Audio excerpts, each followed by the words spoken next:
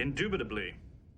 Well, I want to explain a little bit about why I should even be sitting here talking to you and why I'm qualified to do that, if I'm qualified to do that. A few years ago, my wife and partner and I organized land that we owned in Hawaii as a nonprofit that could be turned into a botanical garden. And this is a unique botanical garden in that our focus is on psychoactive plants and plants with a history of shamanic usage. And even though we're a very modest effort, it turns out we're the only people in the world, as far as we can tell, who are actually doing this. You're all aware of the speed at which the rainforests of the world are being cleared. But what is never mentioned is the even more rapid disappearance of folk knowledge about the rainforest. I'm an optimist, and I believe that eventually the rainforest clearing will be halted, and there will be huge preserves in the tropics. But nothing will halt the homogenization of human knowledge and the abandonment of localized ancient folkways in favor of the kind of generic kinds of understanding that operate in the world cultural market. In the next 30 years, it's going to be the last opportunity that we will have to preserve 50, 100,000 years of folk medical knowledge relative to the tropics. So this is the real world political work that my wife and I do, and Kat runs it on a day-to-day basis. I'm its spokesman, but she does the grunt work and the organizing and organizes the expeditions and the collections. If any of you are of a philanthropic bent, this is something I would be interested in discussing with you on our own. For the rest of you, I simply want to inform you that this kind of effort is going on. If you find yourself in exotic foreign countries or planning to travel to remote tribal areas, we would be interested in signing you up to help in our collection efforts. I believe that the collecting and preserving of these psychedelic and psychoactive plants is equivalent to the preserving of ancient manuscripts that was done in the Dark Ages, preserving things we don't understand toward a brighter day when society will create an open enough climate of inquiry that these things can actually then be looked at. Well, so much for that. As far as my qualifications, they're pretty minimal in the academic realm. I have a degree in conservation of natural resources from the University of California at Berkeley, which is a little like saying, I have a degree in tap dancing from the University of Antarctica. But from the time that I was a very small child, I was an edge runner. And I don't know why, but this turned out to be a very fruitful natural style for getting ahead in the world. The exploration of edges, the oldest books, the forgotten countries, the unpronounceable islands, that sort of thing. And I was a rock collector and a butterfly collector and an amateur rocketeer and all these things. And when I analyze these pursuits of mine, it was the pursuit of a certain flash of iridescence, the iridescence that you get when you break open ore-bearing rock, or the iridescence that you get when you capture certain kinds of butterflies in tropical environments, or the kind of iridescence that you get when you mix potassium perchlorate and sugar in a hot sauce pan and ignite it. In other words, pushing out at the edge of the permissible, at the edge of the probable, looking for a certain something, a scintilla, a spark, a possibility. And as I matured and became a goggle-eyed chess master and hell-on-wheels science fair competitor, I came to assimilate the methodology of science, which is not particularly at the top of its share of the market at the moment. But I assimilated that, and I discovered the second part of the method that has been so serviceable to me, which is the good stuff can take pressure. The good stuff doesn't have to be looked at sideways. In other words, if something is real, you can stress it. You can test it. It doesn't require belief. This was for me, a great intellectual watershed. The understanding that belief of any sort was a kind of encumbrance to the relationship that I was attempting to have with what I naively called reality. That was the thing. And eventually, this strategy of edge running led me into psychedelics. I had had the good fortune to make my way to the University of California at Berkeley. So I was this was 1965, I was at ground zero of the impending cultural implosion. My good fortune. But at that point, discovering psychedelics, I realized that not only the tired cliche that everything you know is wrong, but also that whatever is true cannot even be imagined. And since I discovered this on my own, I don't feel under any kind of constraint not to talk about it. I wasn't initiated by any secret society.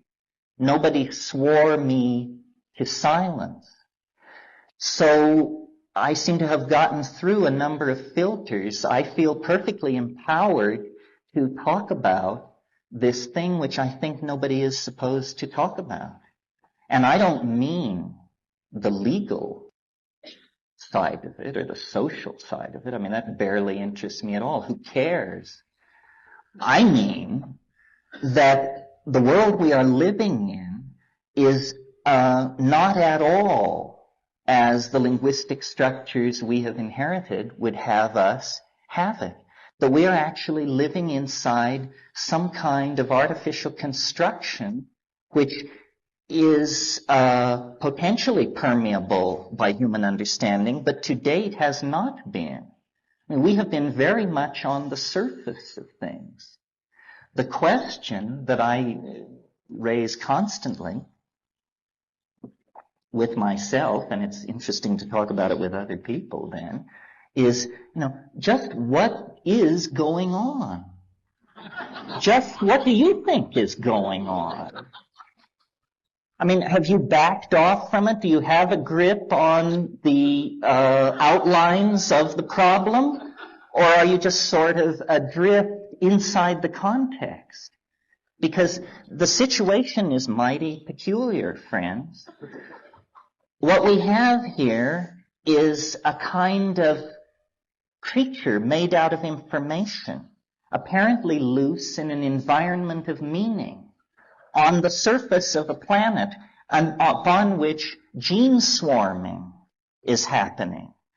And all of these things, gene swarming, self-reflection, production of epigenetic codes like writing and this sort of thing, have no precedent.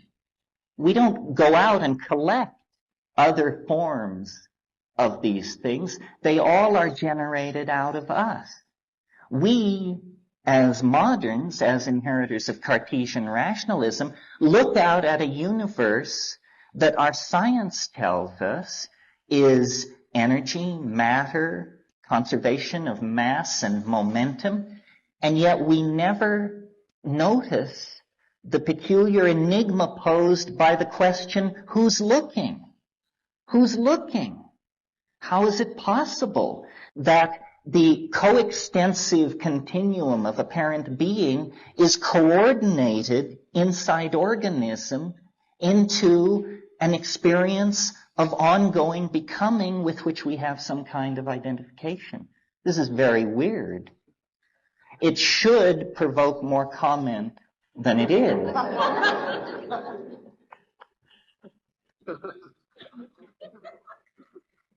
I think it's fairly easy to compress the entire history of philosophy into the process of achieving age 8. By age 8, most of us, if we have the time on our hands, are able to carry out an analysis of being where we reach the conclusion that everything is events in the nervous system. We understand this. We understand that light being reflected from objects then creates neurochemical events which reconstruct an image of the outer world. So we pay lip service to this idea that everything is a neurological event. But in fact, we have a very strong faith in the so-called three-dimensional Newtonian world. And yet, this is the faith that can be deconstructed on psychedelics. It shows us something which we give lip service to, but which is very hard to raise to the level of a felt experience. And that is that the world is made of language. It is made of language. This is not, something you say at sales meetings to boost sales. This is bedrock, as far as I can tell, and everything else is unconfirmed rumor. Well, then, what is language? What is it if the world is made out of it? Well, then this becomes dicey, because the tool for describing language is language. And, you don't have to have graduated to Logic 3 to understand that there's a self-limiting program involved in something carrying out a complete description of itself. It's a tautology. It can't be done. Does that mean then that language can only be understood from the vantage point of the unspeakable? I think so. We didn't know what that meant. We thought the unspeakable was like silence. That isn't what it is. The unspeakable is the ground of language. Well, how did we get into this situation? This is part of the question that relates to what is going on. How did we get into this situation? If you came in a flying saucer and observed the Earth, I think you would come to the conclusion that the breakout process or the anomaly in the mix is the human element.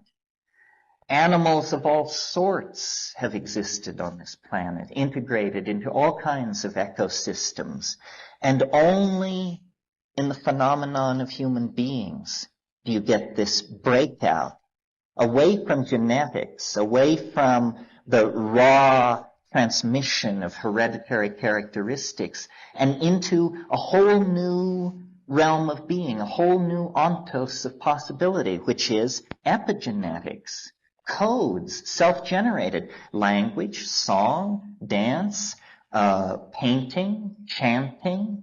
All of these things are forms of expression, but they are not genetic expression. What seems to be happening on this planet, at least, and in the universe generally, is a conservation of complexity, a speeding up of process, and a conservation of complexity. Now, the ordinary theory of evolution is thought to be a theory that is confined within the domain of biology. It's a theory of how one organism supersedes another and there is advancement of form. But scientists are very nervous when you extend the concept of evolution to the inorganic universe at large. And yet, if you think about the life of the universe, as we all have learned it from Carl Sagan, you know that we all began as an infinitely small, dense, hot dot But that didn't last long because there wasn't much going on, because there was so much energy that no arrangements could be made. Then there was a massive explosion and a tremendous drop in temperature. And at that point, atomic, free atoms, electrons could settle into orbits around atomic nuclei, and you get atomic chemistry, which condenses into stars made of pure hydrogen and helium, which cook out iron and carbon. You get more complex chemistry with more complex bond possibilities. This allows the molecular bond to form for the first time. Suddenly, an entirely new universe of possibilities springs into being. And at the end of that cascade of possibilities is organic life. Organic life then contorts and conserves information and folds it in upon itself and replicates it and distorts it, and you get more and more advanced forms of higher plant organisms, plants, and animals. Ultimately, this process ushers into human beings with culture, electronic culture, and then finally the cataclysmic connectedness of the 20th century. From a psychedelic point of view, this is all a connected process. You see, the Newtonian scientific thing lifted human beings out of the center of the cosmos properly and set them off to one side. Small planet, small star, small galaxy, to one side. And that may have been a refreshing dose of realism to the monotheistic ego that had been created out of the medieval eschatology. But in a way, it's unsatisfying because the felt presence of experience has a centrality to it. I mean, we do feel that we are important, at least to ourselves. Well, can we create a metaphysic that is true to what is observed of the universe and true to our intuition? Yes, we can if we see history as the inheritor and the culminating process of all these other processes. And then if we see ourselves installed at the cutting edge, at the leading edge of history, as its major players and actors. And this is, in fact, the situation. I mean, have you ever stopped to consider how many people didn't screw up for you to be sitting here tonight?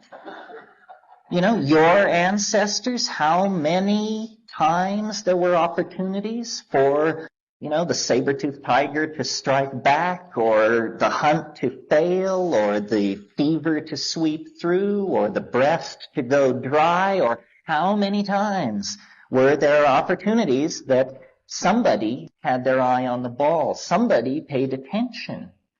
You are the inheritor of that process. There's a lot of talk in the New Age about the Tao of the ancestors, or Tao. Well, what does the Tao of the ancestors mean, except that you are the rearranged genetic component of your particular genetic stream, and your grandfather, your great-uncle, your grandmother, your great-aunt had ways of doing things. Hitting peaches, planting beans, trimming flank steak. That's the Tao of the ancestors, that there's a way to do things. And that when you do things that way, that is the appropriate way for you to do it. And you can tell it's the appropriate way because there is very little energy loss. That's what the Tao is. It is appropriate activity.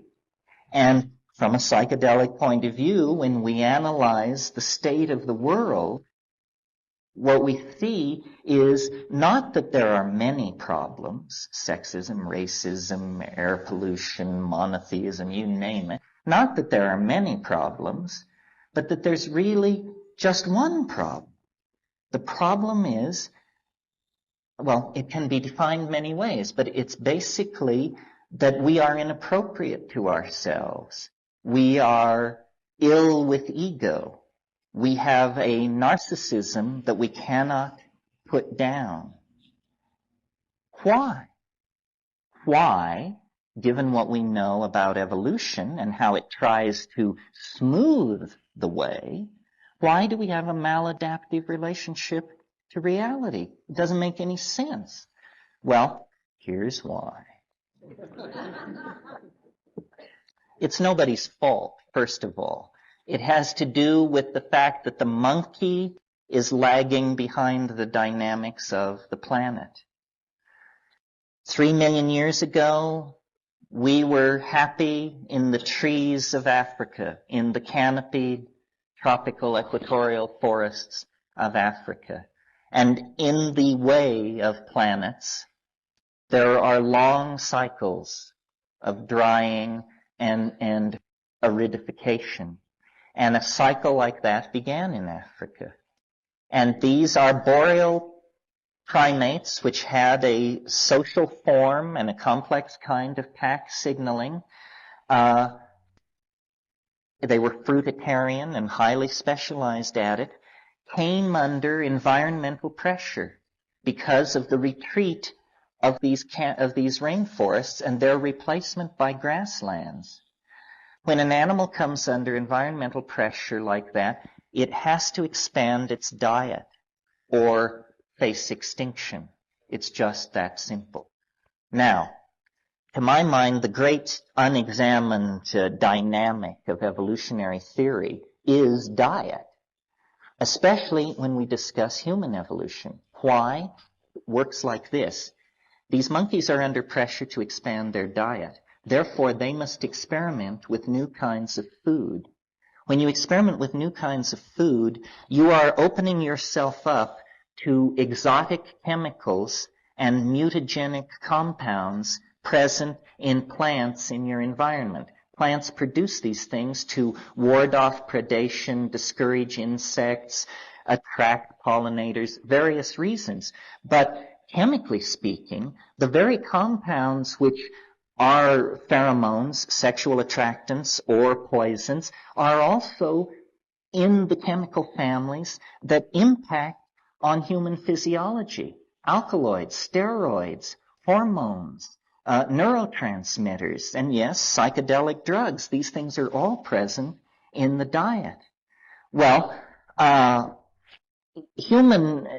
peculiar way in which we differ from the other primates, speaking generally, is that we have what are called neonatal characteristics. The persistence of infantile characteristics into adulthood is typical of human beings. This is why we have this extremely long period of semi-non-functionability. Up to age 16 or something, you're not fully all there, you know. This is incredible for an animal. This means we're almost like kangaroos. You know, when the kangaroo is born, it's 1/8 of an inch long. It lives in the mother's pouch. It's actually out of the body in practically maggot form. And our hairlessness and our large skull and numerous characteristics are neonatal and were probably induced by mutations, alkaloids, and things like that in the diet. The one I want to particularly call to your attention is psilocybin, because here is the scenario of human emergence, and I defy anyone to top it. This is how it happened. Here's how the boar ate the cabbage, or something. Part of this pressure to expand diet had to do with abandoning vegetarianism and turning on to the fact that there were huge amounts of protein on the hoof in these grasslands in the form of ungulate mammals that were developing in the same environment. So these pack-hunting primates began to take an interest in these ungulate mammals and, hunt them, club them, or predate on carrion kills by lions and that sort of thing. And when they did this, of course, if you follow herds of ungulate animals, you see a lot of what the president calls deep doo-doo. And in this, You encounter mushrooms. The technical term is coprophilic, dung-loving, somewhat like the president. And these dung-loving coprophilic mushrooms contain psilocybin. Well, if you've ever been in the veldt environment or in any environment where these pasture mushrooms are happening, they're extremely noticeable in the environment. I mean, I have seen them in the Amazon the size of dinner plates, and you can see them, from 300 yards away in a pasture. Also, in Kenya, I've observed personally pack hunting baboons, and what they're into are grubs that locate under cow pies. And so their technique is to run around flipping over cow pies and picking up weird things and smelling and tasting them.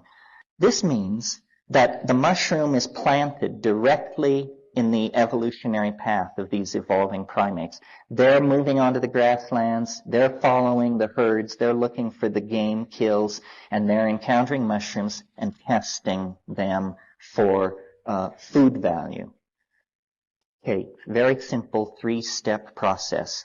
When you take psilocybin in very small amounts so small that subjectively you don't notice anything. Roland Fisher did tests in the 1960s, and he showed, using rats and later graduate students, that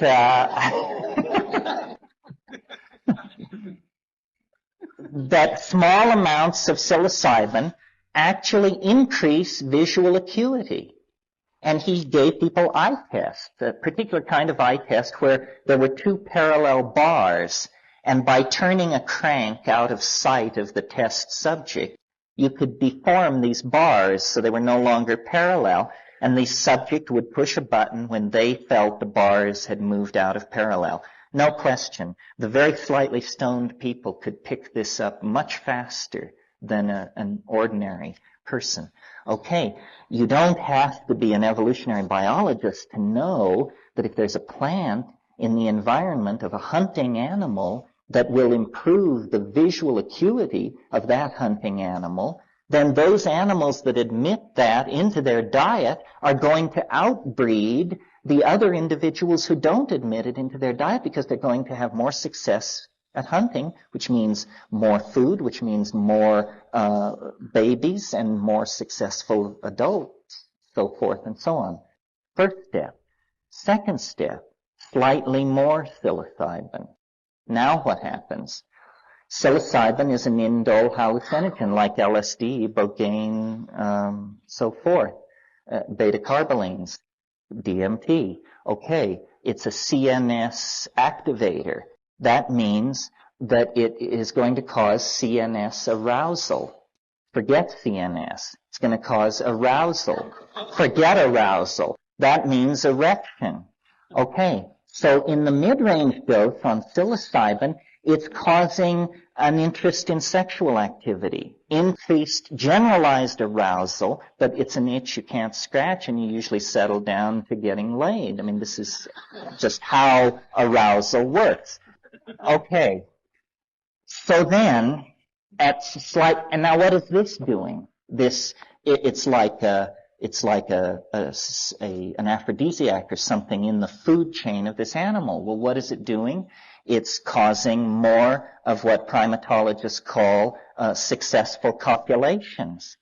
And these successful copulations are happening in the presence of an increased food source because of the increased visual acuity. So you see what is happening. The factors are beginning to snowball that will favor the outbreeding of the non-mushroom using part of the population. Well, then at still higher levels of psilocybin ingestion, you get the full-blown psychedelic ecstasy, which even we as moderns, with Heidegger and Husserl tucked under our arm, we don't know what the hell's going on. We are as primitive in the face of it as people in the Magdalenian were. So, but it introduces the notion of a transcendent other, a tremendum, a translinguistic reality, the experience of the logos, the unspeakable, in other words, religion. So here's a 3-step process. increased success in hunting brings increased food supply, which brings increased sexual activity, which brings higher birth rate, which is all happening in the ambiance of this tremendous psychedelic experience. Now, I think that that alone is sufficient to make the case that it must have been indole alkaloids in the early human diet that catapulted us into this extraordinary relationship to language and cognition that we have. But there's more to it than that, because we just have been glossing this thing that we call the psychedelic experience. After all, what is it? Well, then when you try and go into it and say, what is it? I think that a number of issues are coming together that may not have appeared to be related.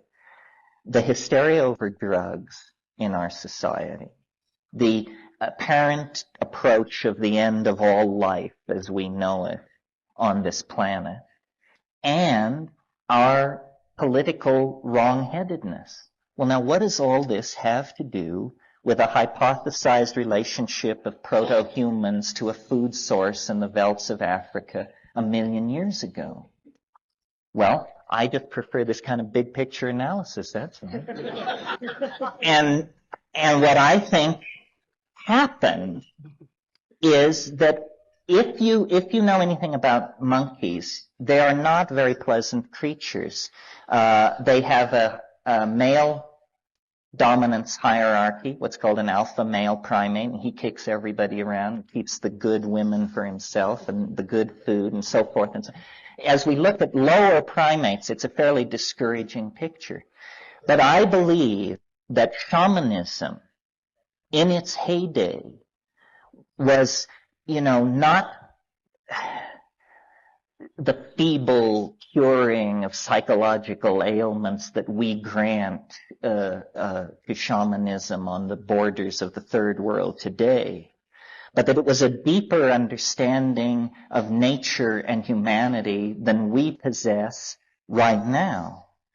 And that what the high shamanism of the Paleolithic did was it put us into a quasi-symbiotic relationship with the mind of the earth, if you can grok this. That there is actually a chemical network of communication. That the earth is a living organism, yes, but it's also a reflected, minded organism. And this is beyond what Lovelock and all those people are willing to say. This is not based on science. This is based on the experience of meeting the management on the other side of science. The earth is some kind of conscious intellect, and it is managing itself toward an end. We are embedded in a plan. We are not a breakaway mutation. We are a desperate response to something. And what was going on back there in the high Paleolithic was, on a very regular basis, human beings in this nomadic hunter-gatherer situation were taking mushrooms together as a religious ritual. They were dissolving boundaries. This is what we experience when we take psilocybin. The generalized description of the psychedelic experience is it dissolves boundaries. And the main boundary that it was dissolving, and that it does dissolve, is the ego. Psychedelics are an inoculation against selfishness at the expense of group values. And it is selfishness at the expense of group values that is shoving us toward Armageddon. These pastoralist, mushroom-taking, goddess-worshipping, equilibrium, partnership societies were the solution to the human problem. They had achieved a kind of dynamicis that we can only envy. They were fully minded. Their thoughts were deeper than our thoughts. Their poetry was richer than our poetry. They didn't build things. They didn't have a demonic relationship to matter. Because Because every new and full moon, they were taking mushrooms and jumping on each other in a big heap. And this was making it impossible to trace male paternity. And so care of children was generalized. It was a group phenomenon. And so then what happened? If it was so wonderful, what the hell happened? Well, again, no blame, no blame.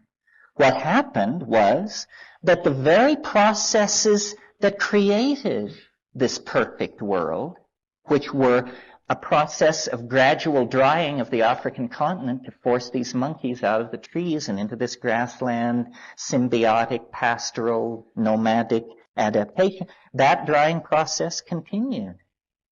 And the grass dried up, and the water holes got further and further apart, and the mushroom festivals were no longer held every Saturday night. They were held once a month, and then at the solstices and equinoxes, and then at the solstice, and then every 10 years, and then never. And the other thing that was going on was there was frantic pressure to try and figure out how to preserve the mushrooms since they were so hard to get. And the only solution anybody could come up with was honey. And honey is a material which, left to itself in that kind of an environment, will turn into mead. And mead is an alcoholic beverage. And the difference between a psilocybin cult and an alcoholic beverage is the difference between church and North Beach.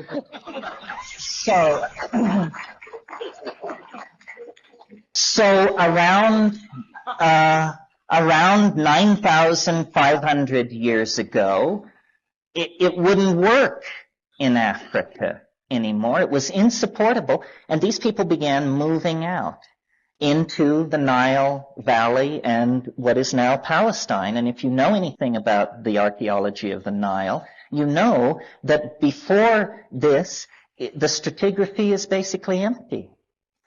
He slays the cosmic bull. Then he goes to the shaman figure, Enkidu, and against his will, he puts big pressure on Enkidu to go with him into the wilderness, and there they cut down the tree of life. This is what they do. This is what Gilgamesh does. This is the first act of the first man in the first moment of the story of Western civilization, out into the woods to chop down the tree of life. Meanwhile, the Semite, their story is the story of history's first drug bust. You know, this woman finds this plant. The caretaker of the garden has put up signs which say, don't eat this plant. She eats it, and the shit hits the fan. And I recommend to you a thorough reading of Genesis. It's astonishing what's going on there. Here we have Yahweh. After this little contretemps has taken place, Yahweh, he's wandering around in the garden. He speaks. Don't ask me to who. He speaks, and he says, if they eat of the fruit of the tree of life, they will become as we are. This can't fly. So the issue is, everybody perceives the issue the same. Adam, Eve, and Yahweh. The tension is over the fact that there would be equality if the plant knowledge were fully available. And it's clear that it comes through the woman. I think that women were the custodians of language. I think language was a woman's mystery.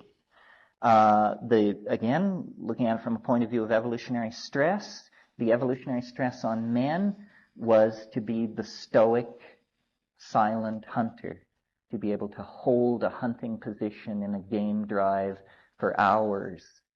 And women stayed closer to home because they had children hanging off them. They had a different physical constituency.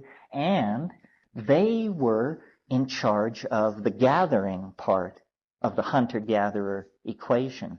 Well, gathering is essentially the art of description. It's the small bush with the silver leaves at the bottom of the arroyo near the black rock with the gray scratch across it. You know, you have to have your language skills down. You have to be able to describe hundreds of plants and their parts and where they're located and how to separate them and how to prepare them and what part of year is important and so forth and so on. And this repertoire of detail was what women had and what created then their power in this goddess mushroom ambiance. The thing that I've learned in studying history and living life is that the thing that makes you happy eventually makes you unhappy.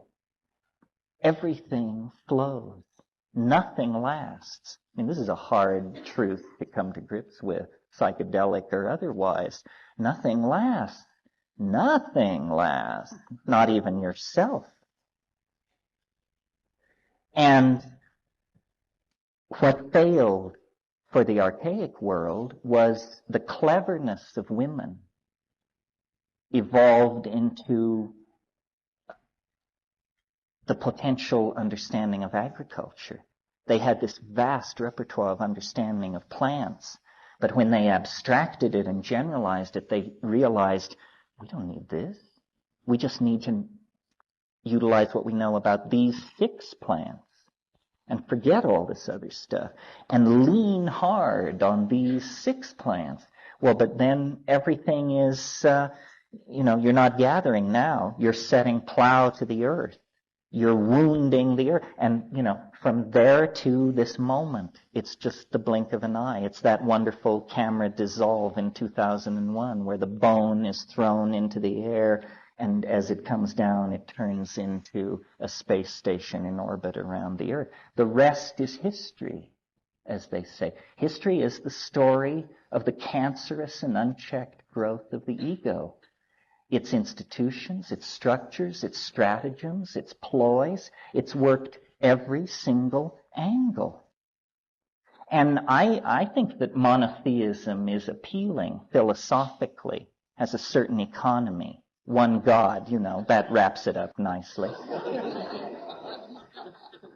But, you've got to be a little more subtle than that. Let's take a Jungian perspective for a moment.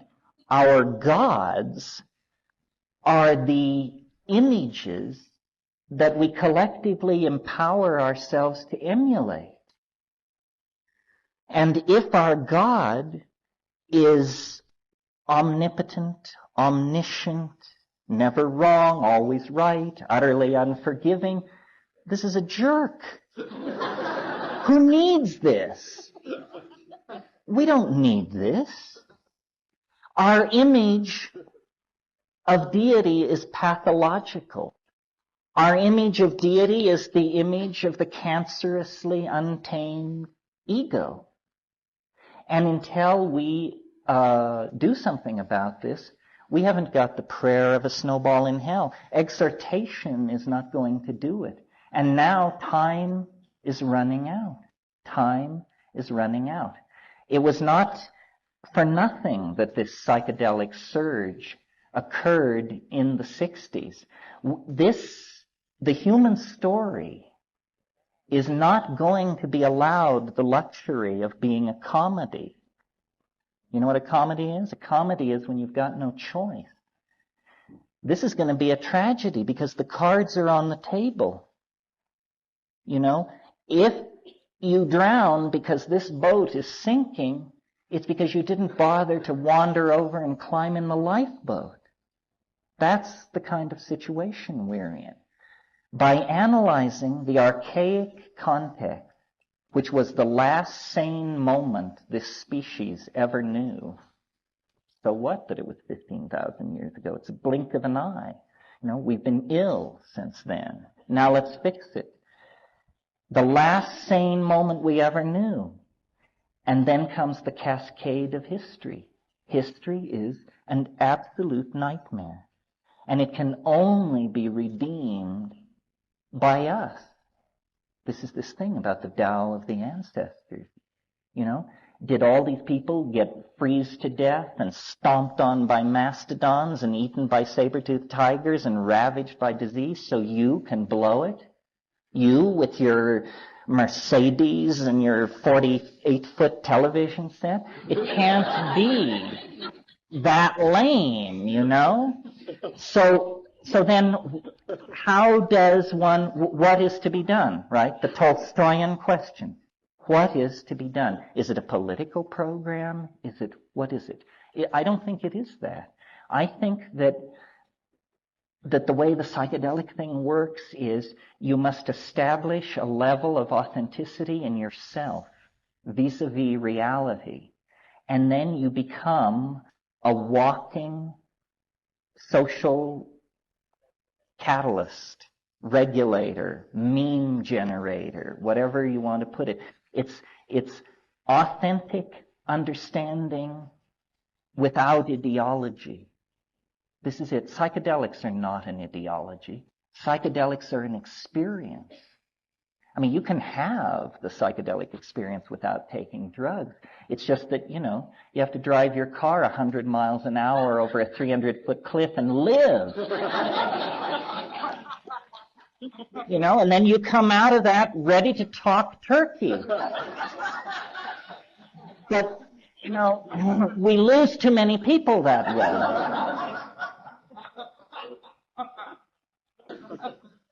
Because you see, what we're in is serious denial. I mean, the capacity of the Western mind for denial of the predicament is just mind-boggling. I mean, here we are calmly discussing. The clock is ticking, and we're sitting on a planet stuffed full of thermonuclear bombs, disease delivery systems, crazo politicians, psychopaths at every organizational level, propaganda machine running wild. And we intellectuals calmly gather to again consult Tolstoy, consult this, consult that, try and figure it out. The level of denial is pretty incredible. And, I think we have to go back to the 60s to see why that's the case. It's because we're very much afraid. The issue around psychedelics, both collectively and personally, if you're doing them right, is surrender. If you're doing them right, it scares you to death how much you do. Because you do so much that you lose control. That's the thing. Control is the issue, always and everywhere. And we've got this scene so controlled that, we're on the brink of Armageddon behind control. How can it be very, very carefully deconstructed? Well, I think the first thing is we have to open a pipeline to the logos. We have to reach the goddess mind behind nature. And this means following the classical prescriptions of shamanism. It's true what they say. What the shamans say is truer than anything we can say about them. In other words, it's not that they're putting it through a language filter or that they're epistemologically naive or some horse shit like that. That's not it. It's you who are epistemologically naive. And me. We have no idea what is possible in nature, in positions of courage and high intoxication. So I see the whole 20th century as a very, it's like trying to turn a battleship with an oar. It's very, very slow going. But with Freud and Jung, we get the discovery of the unconscious. I mean, they discover it through a spyglass at 900 yards, but they do announce that it's out there. And then, through surrealism, abstract expressionism, psychedelic drugs, so forth, we are now exploring this domain. The analogous cultural crisis is the late 15th century, the 1490s. Printing was invented in Mainz in 1440. By 1492, the New World had been discovered. It's 1490. We need to go somewhere. We don't know quite where, but you can almost taste it. What it is that we, I think, are getting set to take flight into what has always been our destiny. We're special. We are not outside the plan, but we're in a loop of the plan that the rest of organic nature is not participating in. We are the hands of the planetary mind. And the technologies that we have assembled are for the purposes of the planetary mind. Surely it must sense the finite nature of the life of the planet and the star itself. We are a kind of strategy for moving energy around.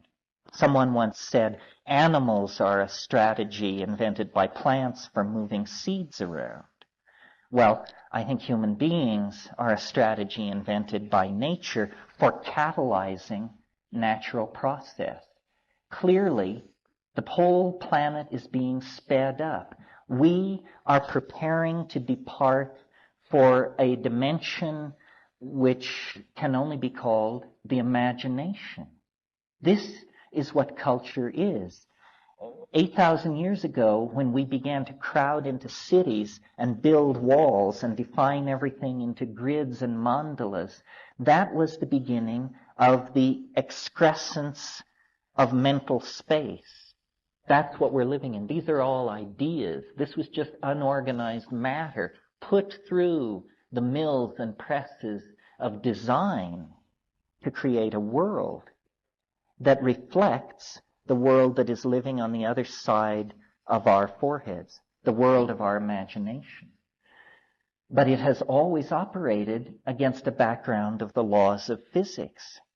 You know, the strength of materials, the laws of gravity. You just can't build bridges with spans more than X or skyscrapers taller than Y. But in the imagination, wishes are horses, beggars ride.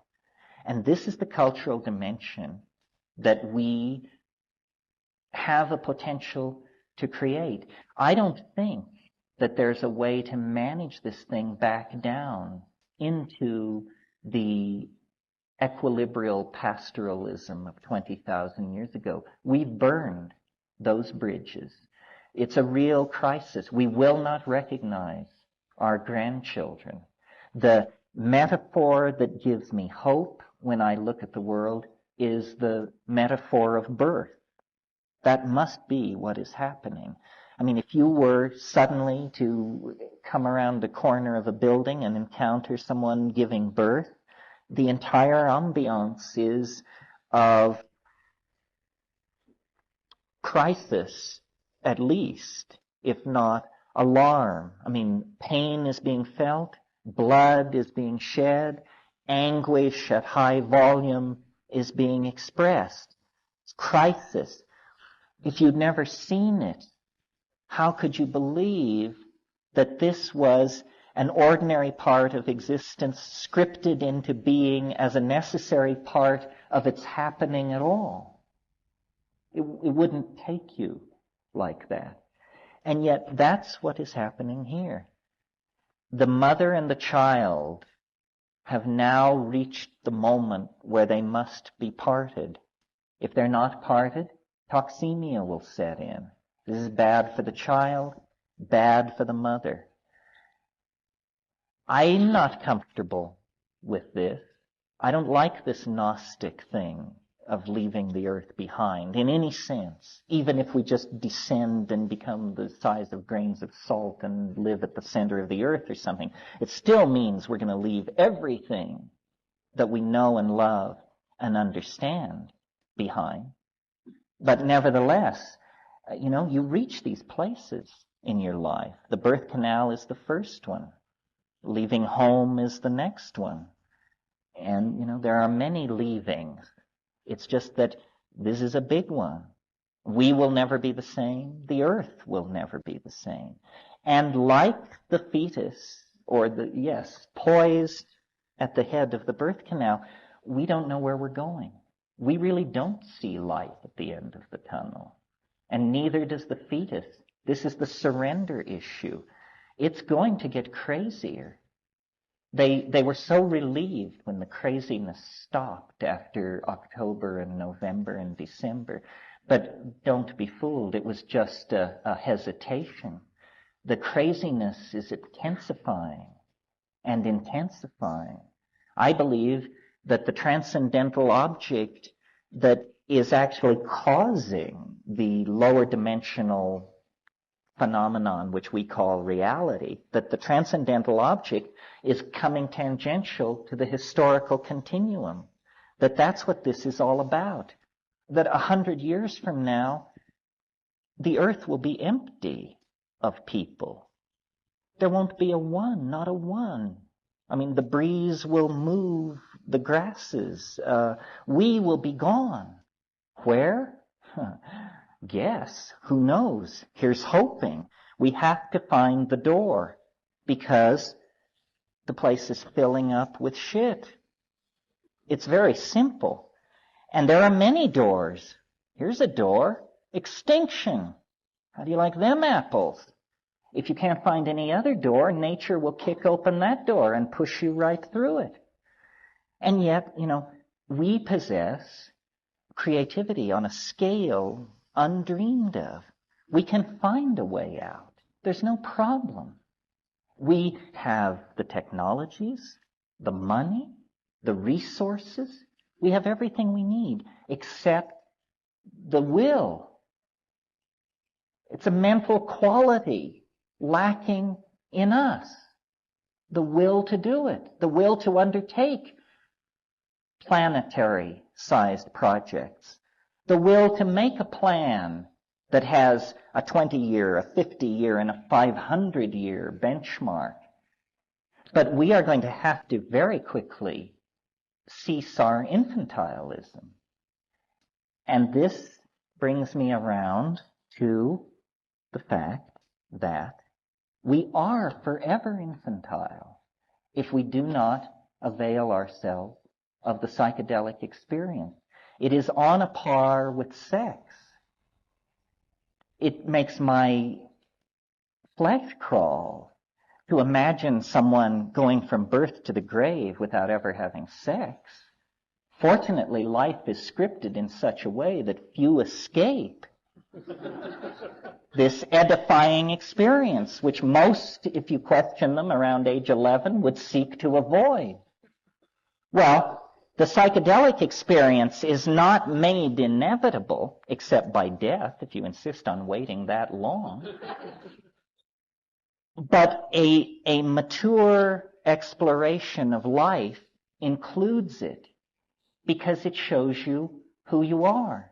It gives you a conducted tour of the captain's quarters. You may not have even known the captain's quarters existed. How much is your ignorance worth to you? We need to eliminate the unconscious mind. This is really what it comes down to, folks. We cannot, in an era of 30-minute delivery of thermonuclear weapons from anywhere to anywhere, we do not have the luxury of carrying around with us an enraged bull primate. We cannot afford the luxury of the unconscious, the hidden motive, the unexamined drive, the misunderstood acquisition. The only way we can correct our cultural situation is by returning to an archaic style. This is what societies always do when they're slammed to the wall. When the medieval world blew up on itself, they returned to the classic models of Rome and Greece and created classicism. Classicism was created in the 15th century, for God's sake. There hadn't been a Roman around for 1,000 years. When a society gets into trouble, it reaches back. We've got trouble in River City, big trouble. And we have to reach further back, further. Egypt won't do. The Nazis tried that. It won't do. We have to go back to this high archaic shamanism. And it's a hard swallow for individuals and society because we have made illegal this possibility because it is threatening to the dominance of the ego. The ego cannot coexist in the presence of a psychedelic religion or a psychedelic option. To my mind, this is the real issue behind this asinine drug war. We're not going to have an epidemic of heroin addiction or cocaine abuse if they legalize all this trash. That's ridiculous. But we are going to have people experimenting with psychedelics if all drugs are legalized. And that's absolutely terrifying to any establishment. Marxists, George Bush, you name it. Anybody who's got a stake in order is appalled at the notion that someone would examine the understructure and undercarriage of the social engine. They're not interested in that. That's what has to be done. We need a thorough revisioning of reality, a thorough recommitment to a revitalization of religion based on experience, not on the cant of priests, but on an experience. And, there's all kinds of stuff in the spiritual marketplace, yoga and spirulina diets and colored lights and this and that. This is all, as far as I'm concerned, malarkey. I mean, these things do things. They move you around, altered states. My God, there are thousands of altered states. That's not what we're talking about. We're talking about, simultaneously shitting white with tears of joy streaming down your face because of the intensity of the proximity of the mystery. And it's not difficult. It merely requires courage. Whoever went into the ashram with their knees knocking with terror over what the next yoga session would bring? I mean, give me a break. We're talking about the real thing, and you know what the real thing is. And it is assimilated by an act of courage and an act of responsibility and an act of understanding. If we commit ourselves back to this archaic thing, to the mind behind nature, it is our home, our birthright. I think of the human race as someone who became separated from their mother's hand in a department store for 15,000 years. And we've been running from department to department. Is it tennis rackets? Is it bicycles? Is it sleds? What is it? Shoot it, chew it, this and that. No. No. We have to return to an authentic psychedelic shamanism that is rooted in our experience. If we empower our experience, we will cease to be the easily manipulated democratic masses. Do you know what democratic masses? Do you know what kind of an insult that is to you and me to be called the democratic masses? If we empower ourselves and become reacquainted with the authentic dimension within us, then we won't put up with this crap anymore. This is what happened in the 1960s. People wouldn't put up with it anymore, and they poured into the streets and raised holy hell, scared everybody to death. Why wouldn't they put up with it anymore? Because they saw how shoddy, chintzy, and knocked together it is. We've been sold a pig in a poke. It's not worth having. These things don't make us happy. They don't bring us wisdom. They don't give us depth. It's an infantile, insulting, ridiculous society, except that it's holding a gun to the head of every living thing on this planet. Shamanism, with courage and commitment, is, as far as I can see, the last best hope of mankind. Otherwise, there is no hope. In other words, I'm not saying this is easy, or now you've heard me say this, so we're going to save the world. No, I give us a 1 chance in 50, but this is the only game in town.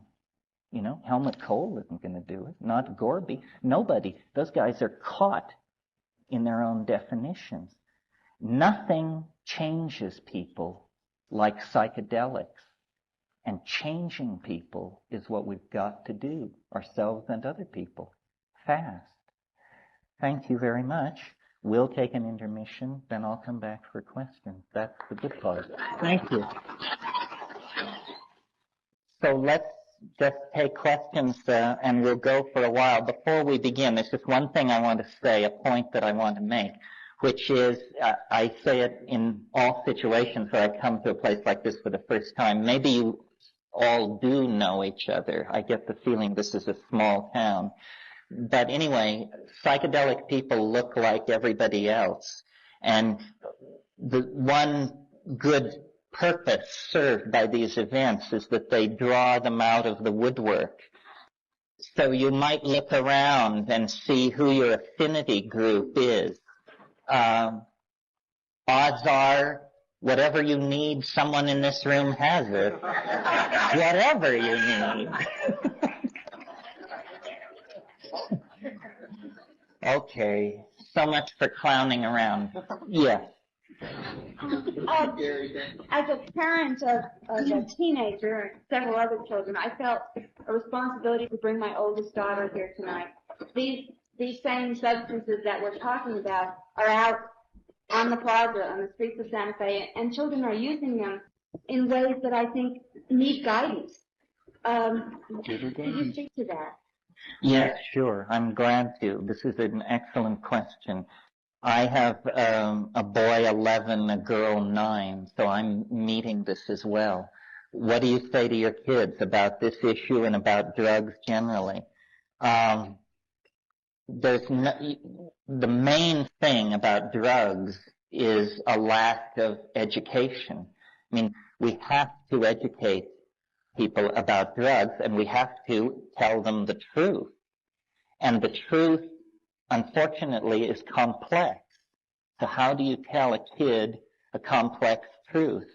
You know, I mean, the Surgeon General says tobacco is as addictive as heroin. Tobacco you get from a machine, heroin, they send you up the river for years. How do you make sense of this for a kid? All I know to do is, first of all, I don't hide anything I do from my children. And I think it's a bad idea. I actually make a character judgment. I don't think people should hide what they do from their children. This, we can't light up a J till the children are in bed stuff is malarkey, because it's giving a message of subterfuge and confusion. It means you have no principles. You don't know where you stand on this. You're all over the map. In fact, you look like an addict to something. So why don't you just, be out front about it? The other thing is, it's just like sex and all these tricky things that you come to with children. You try to give a good example, try to give the best information that you can, and, stand back and hope. But I really think the main thing is openness and education.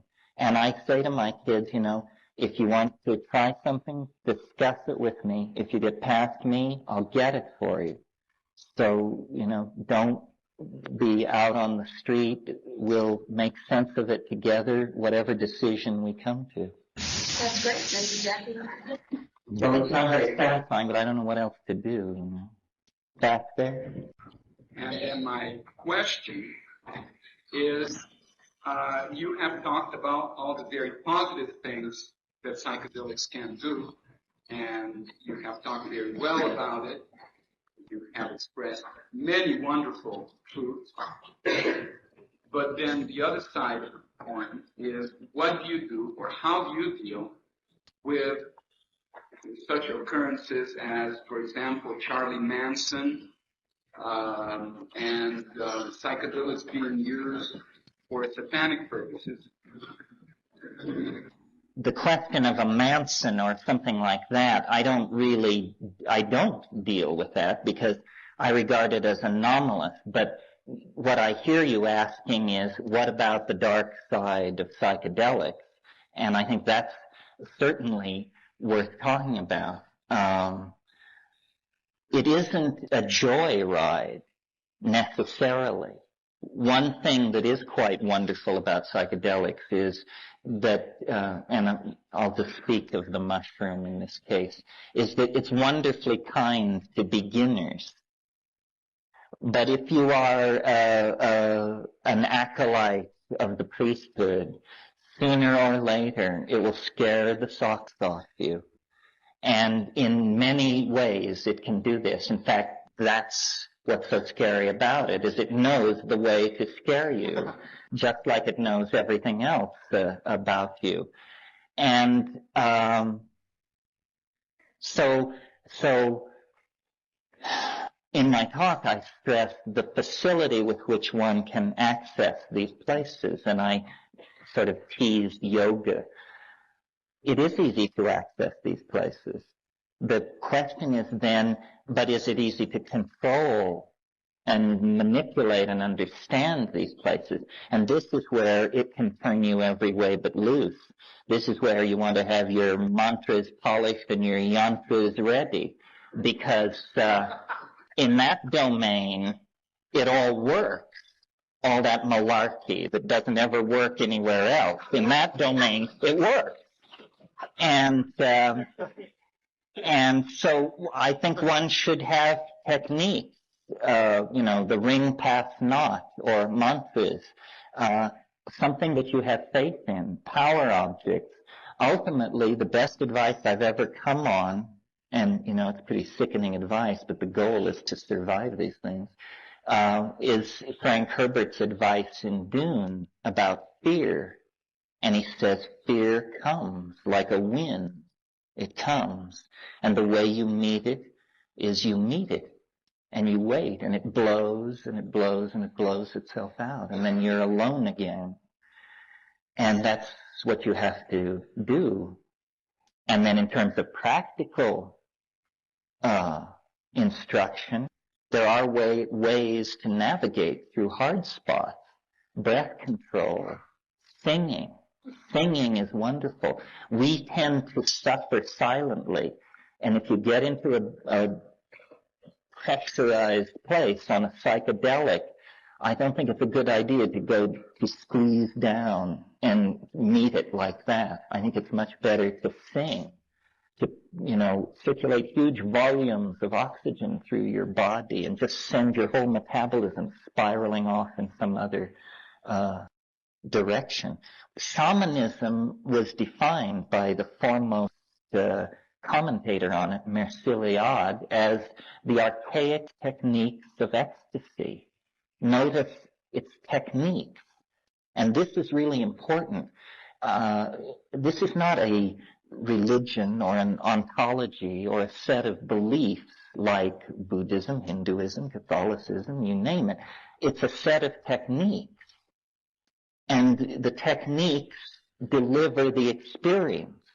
And then out of the experience, one creates whatever models of the universe seem appropriate. But this is what science was before science.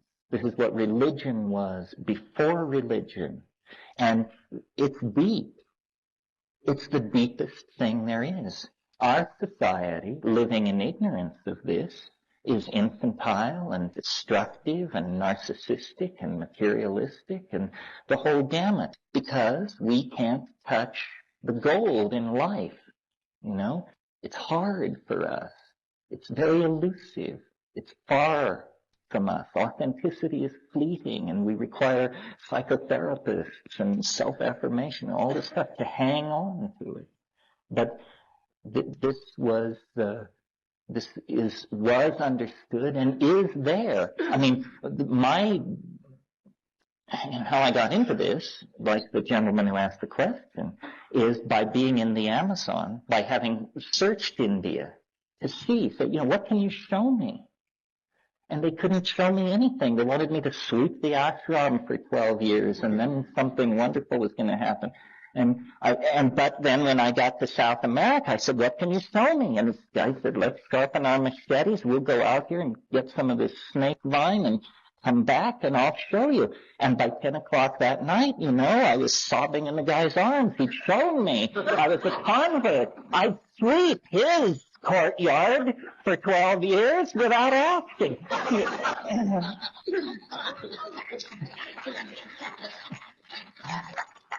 Anyway, yes. Yes. Would you speak more about your ayahuasca experiences in the Amazon? Sure. For those of you who aren't aware, although I think there's high awareness in this town, but ayahuasca is a hallucinogenic plant and beverage made of that plant with others. It's slow-release DMT.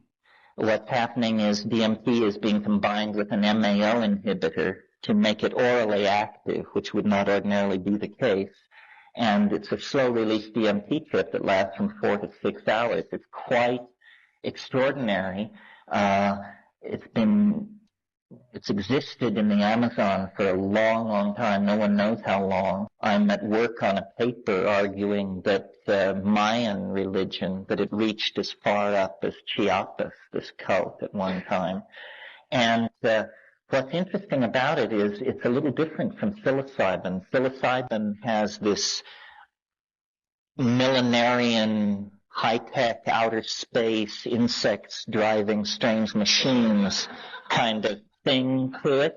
Ayahuasca is not like that. It's all about water and flow and life and organic and suspension of liquids and miscible layers of flowing color. And it's wonderful. It's quite feminine. And it doesn't speak the way ayahuasca does, but you become like a camera's eye.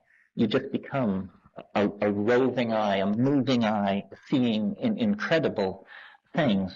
And it had a reputation when it was first discovered. The alkaloid was isolated and named telepathine because it was felt that there were group states of mind going on. And this is happening. I mean, this is what you want to talk about shamanism. This is what it's about. These people, upriver, bare-ass people, not people working in sawmills, but the still uncontacted or barely contacted people, the elders take this stuff together and they rise into a higher dimension of social data, is the only way to put it. In other words, they see the group, the predicament, in a hyperdimensional matrix of some sort, where weather and gain levels and social relations with other groups and all this stuff are factored in, and then collectively they make a decision. And I went to the Amazon very interested in this because I think that part of what this whole incipient breakthrough that we're talking about is what I call an ontological transformation of language. I believe that language is something which, when done right, you look at it. You don't hear it. When language is correctly performed, it is something seen. And this is one of the arts of the high Paleolithic that we have lost. We speak a barbarian speech, ear speech. Ear speech has a very shallow depth of signal. And these societies rock in the cradle of hallucinogenic ecstasis through their shamanism. We're living in a kind of poetic hologram, culturally created poetic hologram. This is what all this talk about the poetry of high antiquity is attempting to reference. You know, all this talk about the Celts and the tremendous accomplishments of Thracia and Yugoslavia. It's that language before male dominance, the phonetic alphabet, monotheism, and all this other stuff, confining cultural effects. Language was something that you see. And when we take hallucinogens under group circumstances where there is an intent to have that kind of a linguistic experience, it occurs. It's just under the surface. It's in our biological organization, but somehow damped by our cultural organization, something we have to learn. Well, this is what shamans knew in high antiquity. It's what the peculiar interdimensional beings that I call self-transforming machine elves teach. It's what the entities in the other dimension, the so-called spirit helpers, the allies, I call them the types, these things, this is what they teach, a new ontos of language. An ontos of language beheld. Can you imagine if you could see what I mean? How close that would make us? How, in fact, if you could see what I mean, we would be the same person. Because seeing is so intimately connected with our definition of who we are that we place no, liens against it. We accept what we see. That's why when we talk about perfected speech, someone doing a good job talking, we say he spoke clearly. It's a visual metaphor. Or we say to them, I see what you mean. I see what you mean. Means that for us, authentic meaning is beheld. This is because this is how we did it until we fell into history. History is the realm of the lower dimensional language slice, among other things, of course. Yes, someone else. Yes. In terms of language and the visual, don't you think there is a genetic connection with the symbols and the images? I mean, it would be the Jungian archetypes. But to me, it seems very genetic, the way those images have crossed cultures totally. Well, I'm not sure whether I agree or not. Yes, to some extent. I mean, for instance, there are these repositories of imagery, and I, being Celtic, get these Celtic images. But then also I hit nodules of Mayan imagery. And I'm pretty sure there's no Mayan genetic stuff floating around in my situation. I confess, I don't know, it's hard to make sense or to get a metaphor together that can encompass the psychedelic experience. I mean, for example, here's a game that can be played on ayahuasca if it's stiff. And that is, you can just say to the onrushing stream of vision, Art Deco. And suddenly, there'll be thousands of ashtrays, cigarette lighters, candy serviettes, stirring sticks, cocktails, all tumbling toward you in black space. And then you can say, Italian Baroque. And here it comes, these bleeding Madonnas and all this gold brocade. And, well, that's pretty. Then you can say to it, hey, surprise me. And the level of surprise and will begin to rise until you say, you've surprised me enough. Well, it's the first two examples, Art Deco and Italian Baroque, these are coherent styles which affected whole eras and involved the lives of hundreds of artists and so forth. Well, what's happening with number three, the surprise me, where you've never seen anything like this before? Is it also potentially capable of seizing a decade or two by the throat and stamping every T-shirt and belt buckle and with its kiss? And then, what are these things? These galaxies of stylistic motifs that you encounter in the hyperspace of the mind. Very bizarre. I confess, I don't think this stuff has limits. I think we've hit meaning's edge here. It's a tool. Here's what it is. It's for anybody who has ever defined life as a quest or a path or a search or a mystery, it's like you've hit the main vein. It is a path. It is a quest. There is a mystery. And when you get to the mystery, it's better than you thought it would be. It's better than you could think it would be. Hell, it's the mystery. That's what it is. And you say, I never thought, I doubted all the way. The whole time I was looking, I never thought. And yet, and it pays back. And you don't have to sign up with the rattlesnake people and the men who wear dresses and all this clergy and dogma and malarkey. That isn't it, The mystery is real. It can take the heat. Can you? That's the question. How I do digress. Yes. I would like you to comment on how these psychedelics give us access to part of the mind that we don't even imagine, and how this can be used. Well, the answer has different depths. The first answer is, it's as though there were a nearby dimension that is made out of art. Made out of art. Great art. In one of these deep passes, which last about 20 minutes, you feel like you have seen more art than the human race has produced in the last 500 years. You, one person.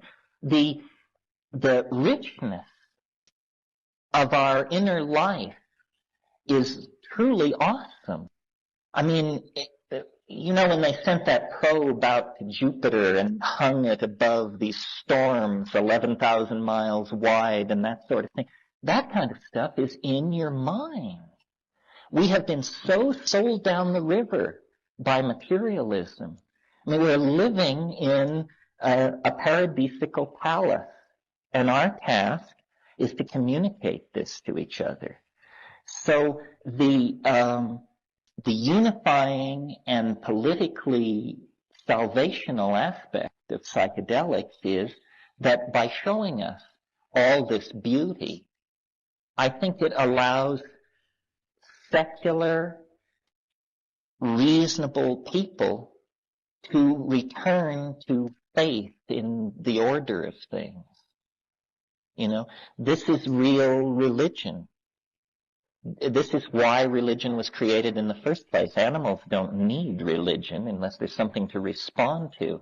And this is what it is, that there is a secret about this planet, about the way things are here, and that you find out the secret by digging in the sub-basement of your own mind.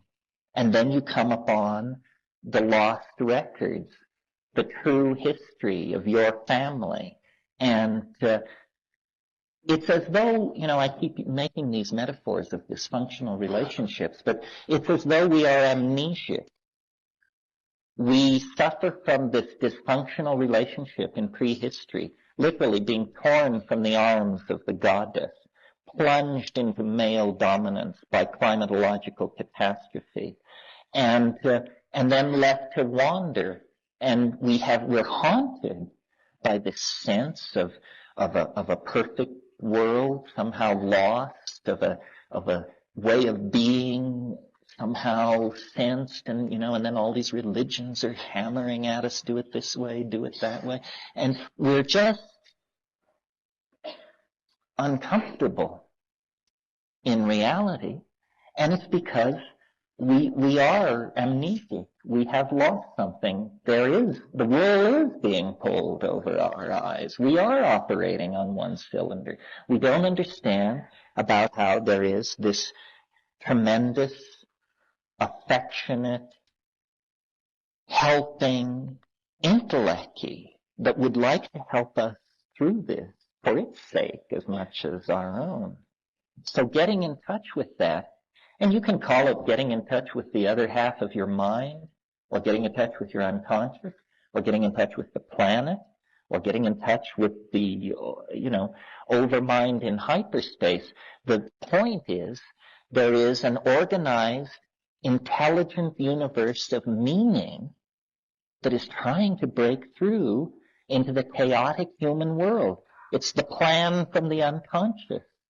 And we are frozen, twisted. It's been a long, rough ride. We can hardly see straight.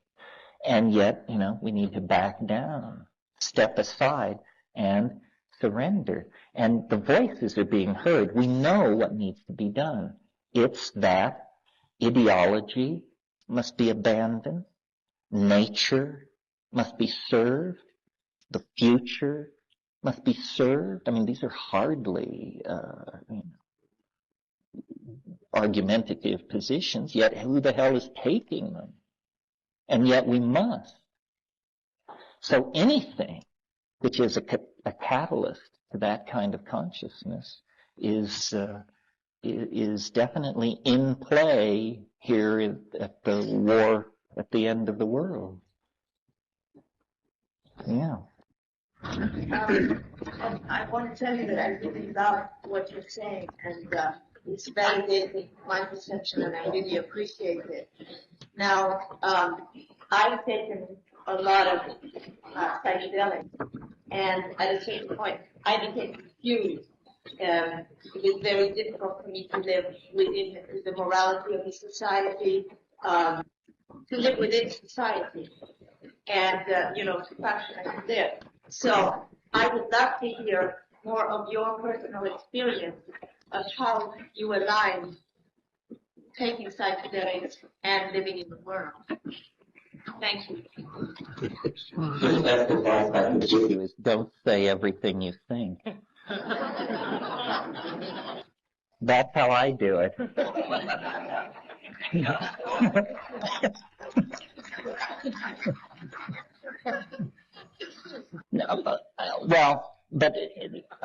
The question is an important one. Many times when I first started doing this in 83, 4, 5, after talks like this, people would come up to me and they would say, until I heard you talk, I thought I was crazy.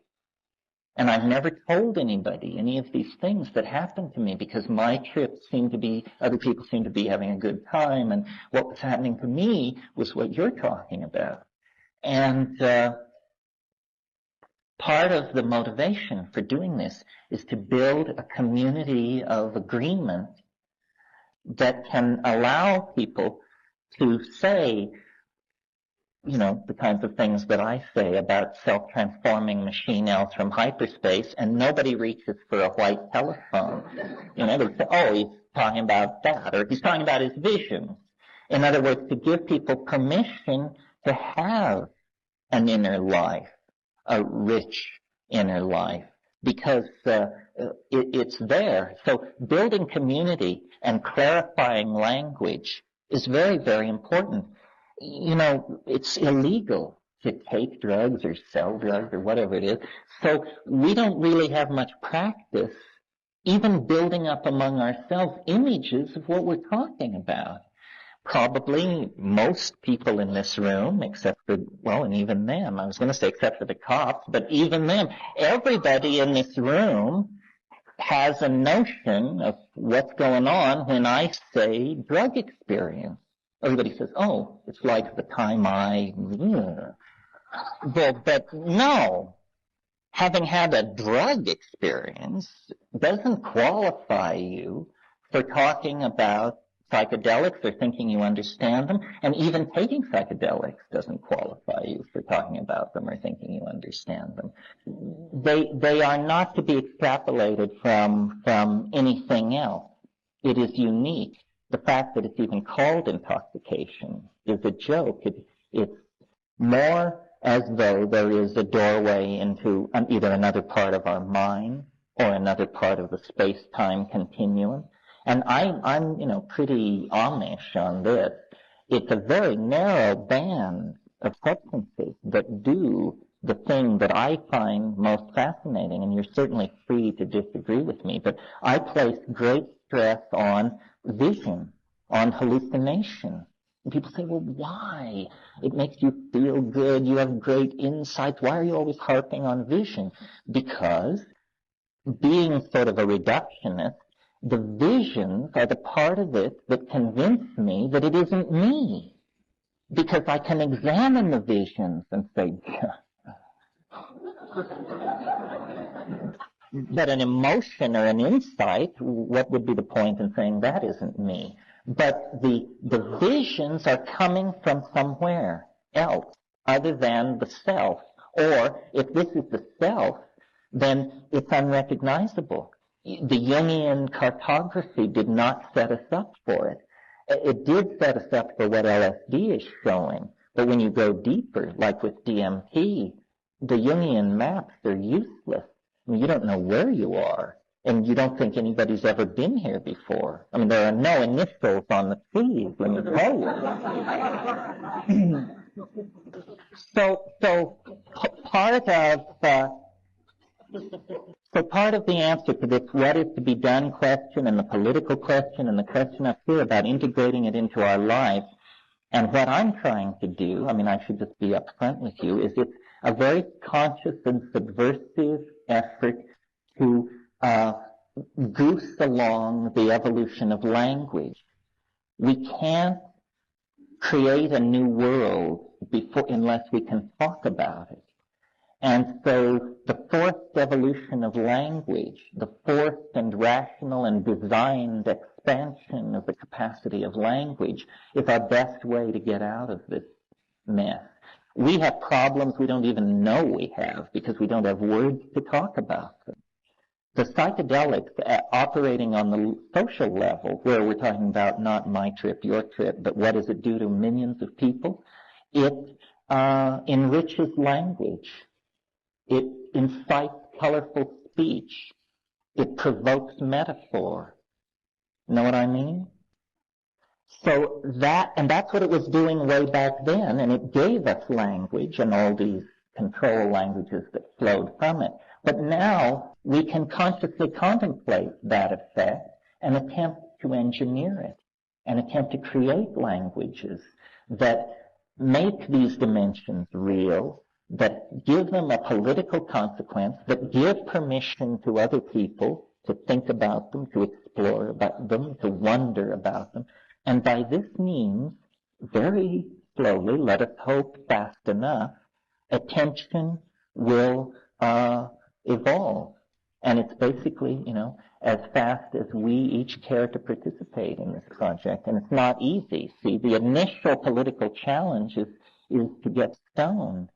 And people resist that because they've got something to lose, or they think they've got something to lose.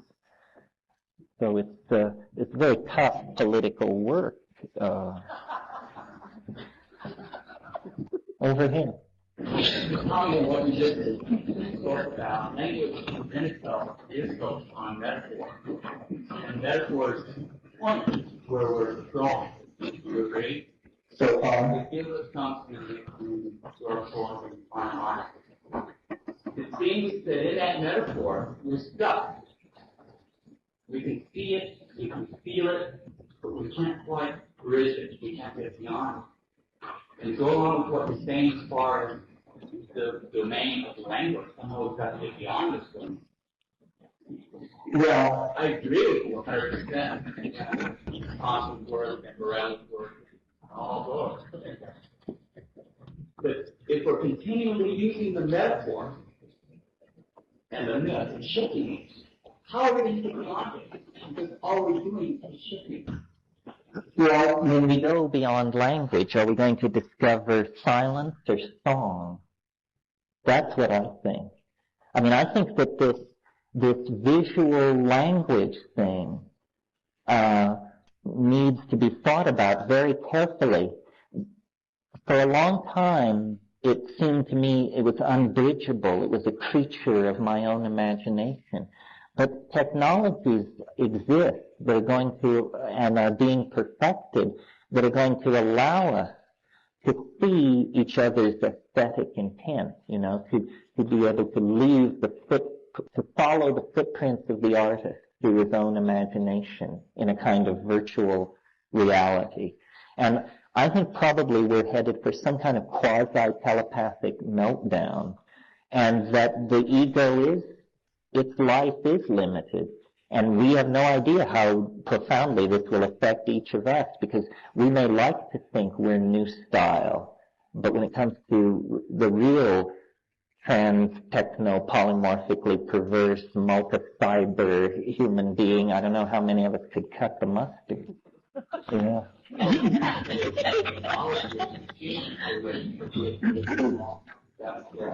Well, but I don't want to get into a dualism here. See, I think all terms are migrating toward each other.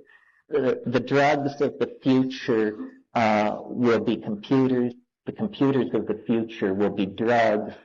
One way of thinking of the historical enterprise is that what we're about here is we're trying to turn human beings inside out.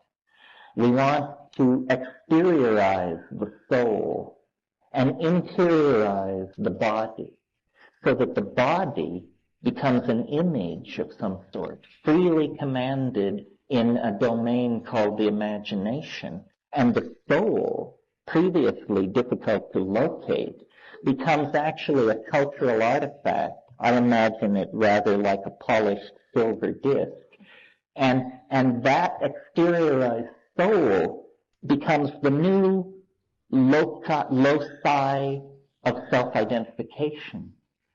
If any of you have followed Julian Jaynes' work, you know that he thinks the ego arose in Homeric time. That recently, 1500 BC. Yeats, in Sailing to Byzantium, has this wonderful line, something about, if ever out of nature I should be turned. It's all about becoming a jeweled object, a thing of gold and gold enameling to play for an emperor. It's the image of the transformation of the human soul into a technical object. And a lot of people get their hackles up at this point. The image which I think unifies all this stuff is the flying saucer. I mentioned in my main talk the transcendental object at the end of history, but nobody rose to the bait. The notion here, you see, is that the reason things are so nuts is because we are actually very close to some kind of temporal discontinuity. And the phenomenon of history itself is the shock wave of an eminent eschaton, if you will. In other words, the reason history exists is because of the nearby presence in time of a transcendental object, which I call the eschaton, which is casting a kind of lower dimensional shadow backward through time, so that all these messiahs and aesthetic anticipations and prophecies and all this are distorted interpretations of this transcendental object. And the flying saucer is this as well. The flying saucer haunts time like a ghost. What is it? It's the cursor on God's reality processor. If you've ever worked in word processing, you know that there's a little blinking thing called the cursor, and you move the cursor in the text to place where you either want to put something in or take something out. And once you have made the excision or the inclusion, you move the cursor elsewhere in the text. And this is what the UFO is. It's like a ricocheting reflection of God's mind at the end of time. And to cross it, to come into its aura, is to get this tremendous hit of the weird. This is what the weird is, as a matter of fact.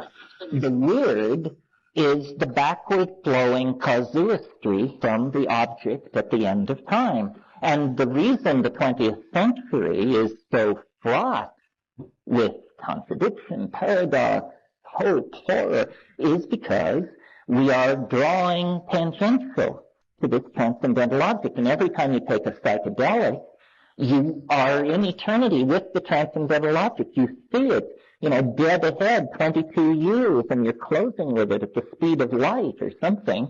And it is what causes the phenomenon of ourselves being drawn out of nature.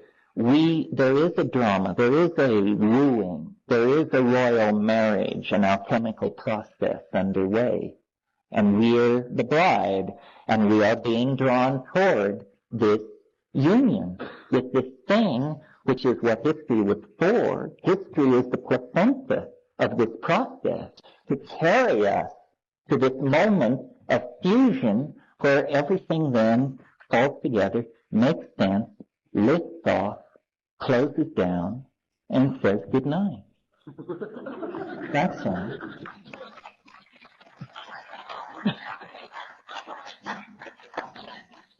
Die hard. With ayahuasca, do you have a sense of witnessing and that you're having the experience when you're taking ayahuasca, or does it sometimes change from that? Ayahuasca is these moving walls and membranes. It's a labyrinth. The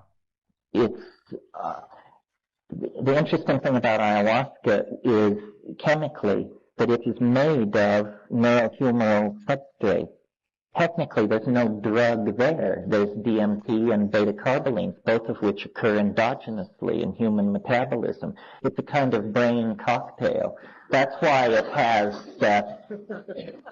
has evolutionary implications potentially. It's possible that in the metabolic pathways of the pineal, we're only a 1 or 2 gene mutation away from switching out an inactive cogener for a psychoactive cogener in that pathway. And in fact, this may have been traded off genetically through time. There may be shamanic lines. There may be people who have a facility for these things that is actually in the gene. To me, the most spectacular hallucinogenesis occurs under DMT. And DMT, it's interesting. It's worth talking about for a moment because it, too, is an endogenous neurotransmitter. Even though it's a Schedule 1 drug, everybody's carrying it all the time. You know, they don't need anything else on the books. We're all illegal as we sit here. But what's interesting about DMT is it's the strongest of all these hallucinogens. I mean, and it comes on in a few seconds, 30 to 40 seconds, and yet it fades in a matter of 4 to 5 minutes. Well, now, what does this mean pharmacologically? You see, one way of thinking about a drug, if you're thinking, trying to assess toxicity, is how long does the drug stay in your system? If you have rubbery knees and blurred vision 48 hours after doing something, it's garbage. Your body should be able to get rid of it. Well, DMT clears your system in 3 to 7 minutes. It means it's like hurling an ice cube into a blast furnace. It means that when the DMT hits the synaptic cleft, these enzyme systems swing into action and say, oh, we understand what this is. We know how to dealkylate, deanimate, and shuttle this into harmless pathways like indole acid, and then you come down almost as fast as it can be said. Yet, it's the most profound of all of these things. Conveys you instantly into a place so bewilderingly and titanically bizarre and profound that your jaw hangs in the air. A place you never suspected existed, not a hint, not a jot, not an iota. You never dreamed it was possible, and suddenly there you are, Well, this is profound information about the human organism, about ourselves, about who we are. Who are you if that can happen to you? It's a very mysterious part of you.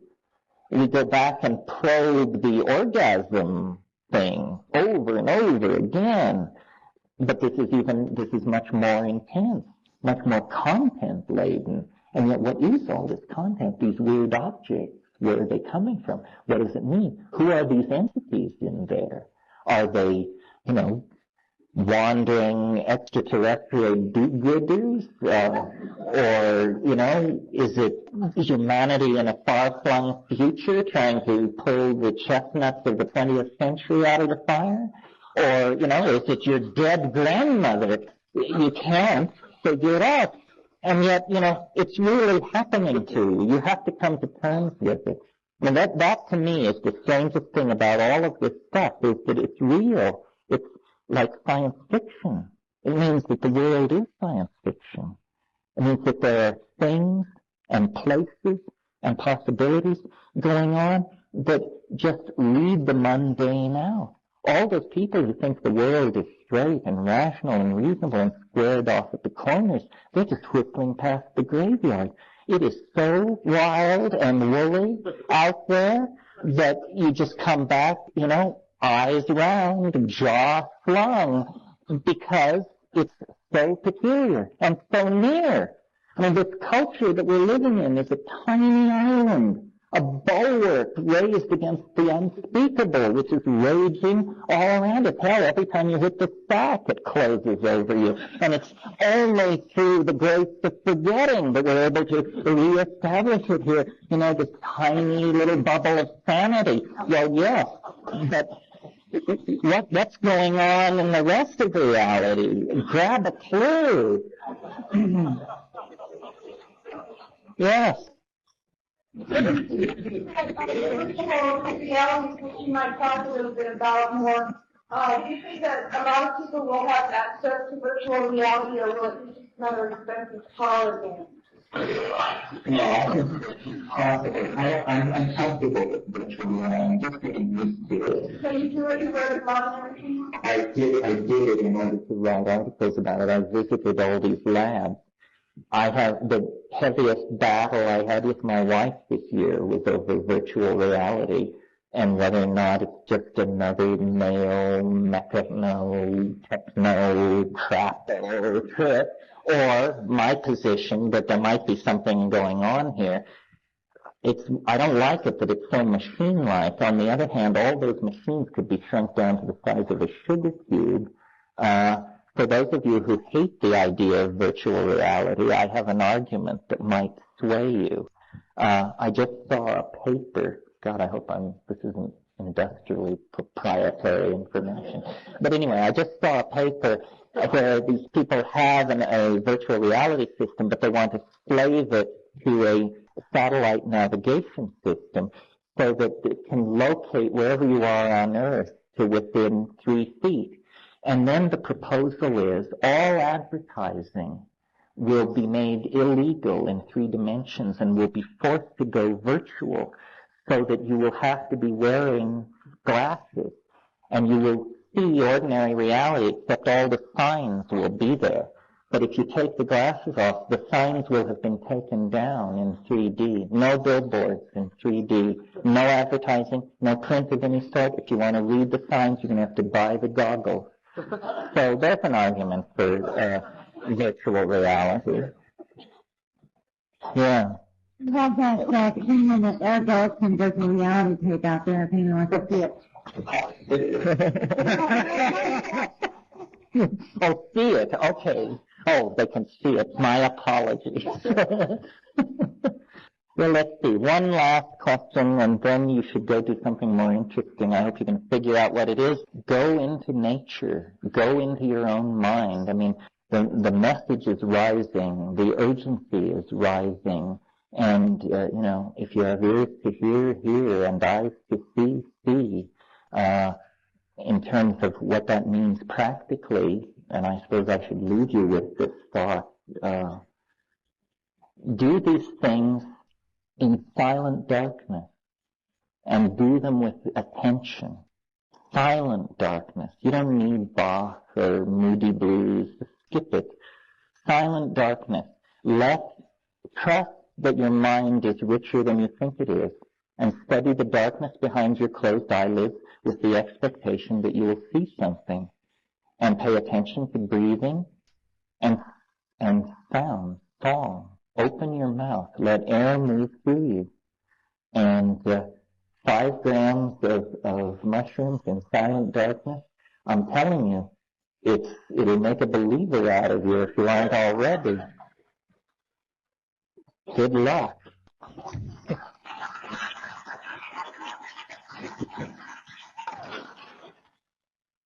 I think what these religions are doing is that they are interacting with this same intuition. the grandiosity comes in the sense that I don't think we're dealing with the God who hung the stars like lamps in heaven, what Milton said. That's some whole other scale. But what we're dealing with is something like the God of biology, that there is something on this planet that we have completely overlooked. I mean, look at the situation. We emerged from, berry picking to photographing Europa in about 1,000,000 years. Well, life has been on this planet, higher animal life. I don't just mean algae and lichens and like that. I mean higher animal life has been running around on this planet for 300 million years. Well, how many, biology is a engine of strategies. How many peculiar byways of evolution might be pursued, explored, and then perhaps quenched on that kind of a time scale? So we assume the only kind of intelligence there can be is our kind. But then the psychedelic introduces us, and then we have a limited number of choices. After you fiddle with psilocybin for a while, the question of whether or not there is an alien intelligence becomes moot. There is an alien intelligence. And then the question is, what is it? And the choices are, and maybe you can help me add more, the choices are, it is a straightforward B-movie extraterrestrial of some sort that is, God knows for what reason, but coming at us through this. That's one possibility. It is the Gaian mind in some version of that. In other words, it's the integrated intelligence of the biome of the planet that, because probably of the historical crisis, is actually noticed us and is trying to twiddle our knobs in some dimension we're not even aware of. So that's it. Extraterrestrial, Gaian mind could be some strange technological experiment launched from the future. In other words, since these things can communicate with us, since they seem to have some kind of value system related to our problems, maybe they are human beings of some sort. Perhaps it's a time travel project in some distant century that has decided that the key screw-up occurred in the 20th century and they're going back trying to twiddle the knob. Notice that these theories have greater and lesser levels of elegance, and I'm not advocating any one. Here's one that I think is interesting and mildly alarming. This is the shamanic one. That these that this entity, this contact, whatever it is somehow coming from the afterworld. That this is a project launched from an ecology of souls.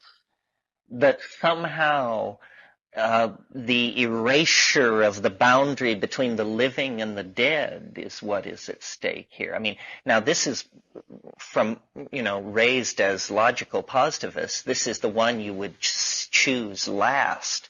I think it's much easier to believe in meddling extraterrestrials than that, Uncle Herman and Aunt Fanny are somehow reaching in from the great beyond. Yeah.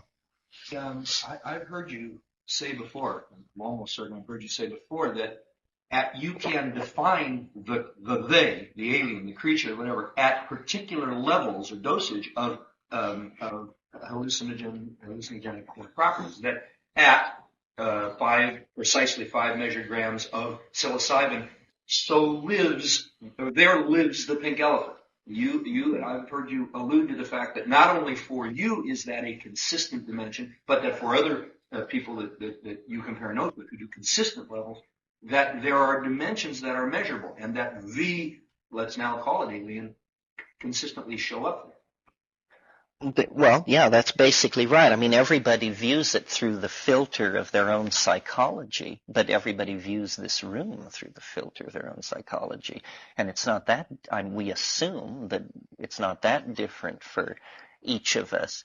Yeah, I mean, what we're talking about here is a phenomenon that contravenes reason, but that fortunately is replicatable. It's not like camping in cornfields waiting for flying saucers. If you camp in the cornfield and take 6 dried grams, it will find you. Yes. So finally we found a causal relationship, which indicates a new level of the dialogue. You see, always the dialogue before was they could fax you in the form of lights in the sky, messiahs, miracle, but you couldn't fax them. Now there is this peculiar zone that has opened up called the psychedelic zone, the psychic zone, the psychological zone. And of course, we're uncertain of the status of what goes on there ontologically. So you're perfectly free to believe it was just a hallucination. Or you're perfectly free to believe, that it was an ambassadorial contact with an alien mind. Yeah. Getting back to a couple of things and linking them together, you talk about the afterworld, or the shaman's idea that it comes from a society of souls. And this is one of the possible explanations for what this contact is. And then talking about the soul as the ultimate tool. Another thing that, another idea that goes around in mystical circles is that, and even actually Carl talks about this, Carl Castaneda, is that one of the most important things we can do while we're alive is develop a soul and strengthen a soul, and that this is our tool in the afterlife, and that that all this atmosphere is for is that because we can't actually strengthen our soul on the other side because there's no friction, there's no positive and negative. So this is the place where we can actually develop an internal, inner, shining body that is separate from this body, but that this body is used as a tool to create that one. So that's one thing I wanted to put out there. And as a possibility. Well, this would be probably a good moment to return to the gentleman's question about hypercarbylation.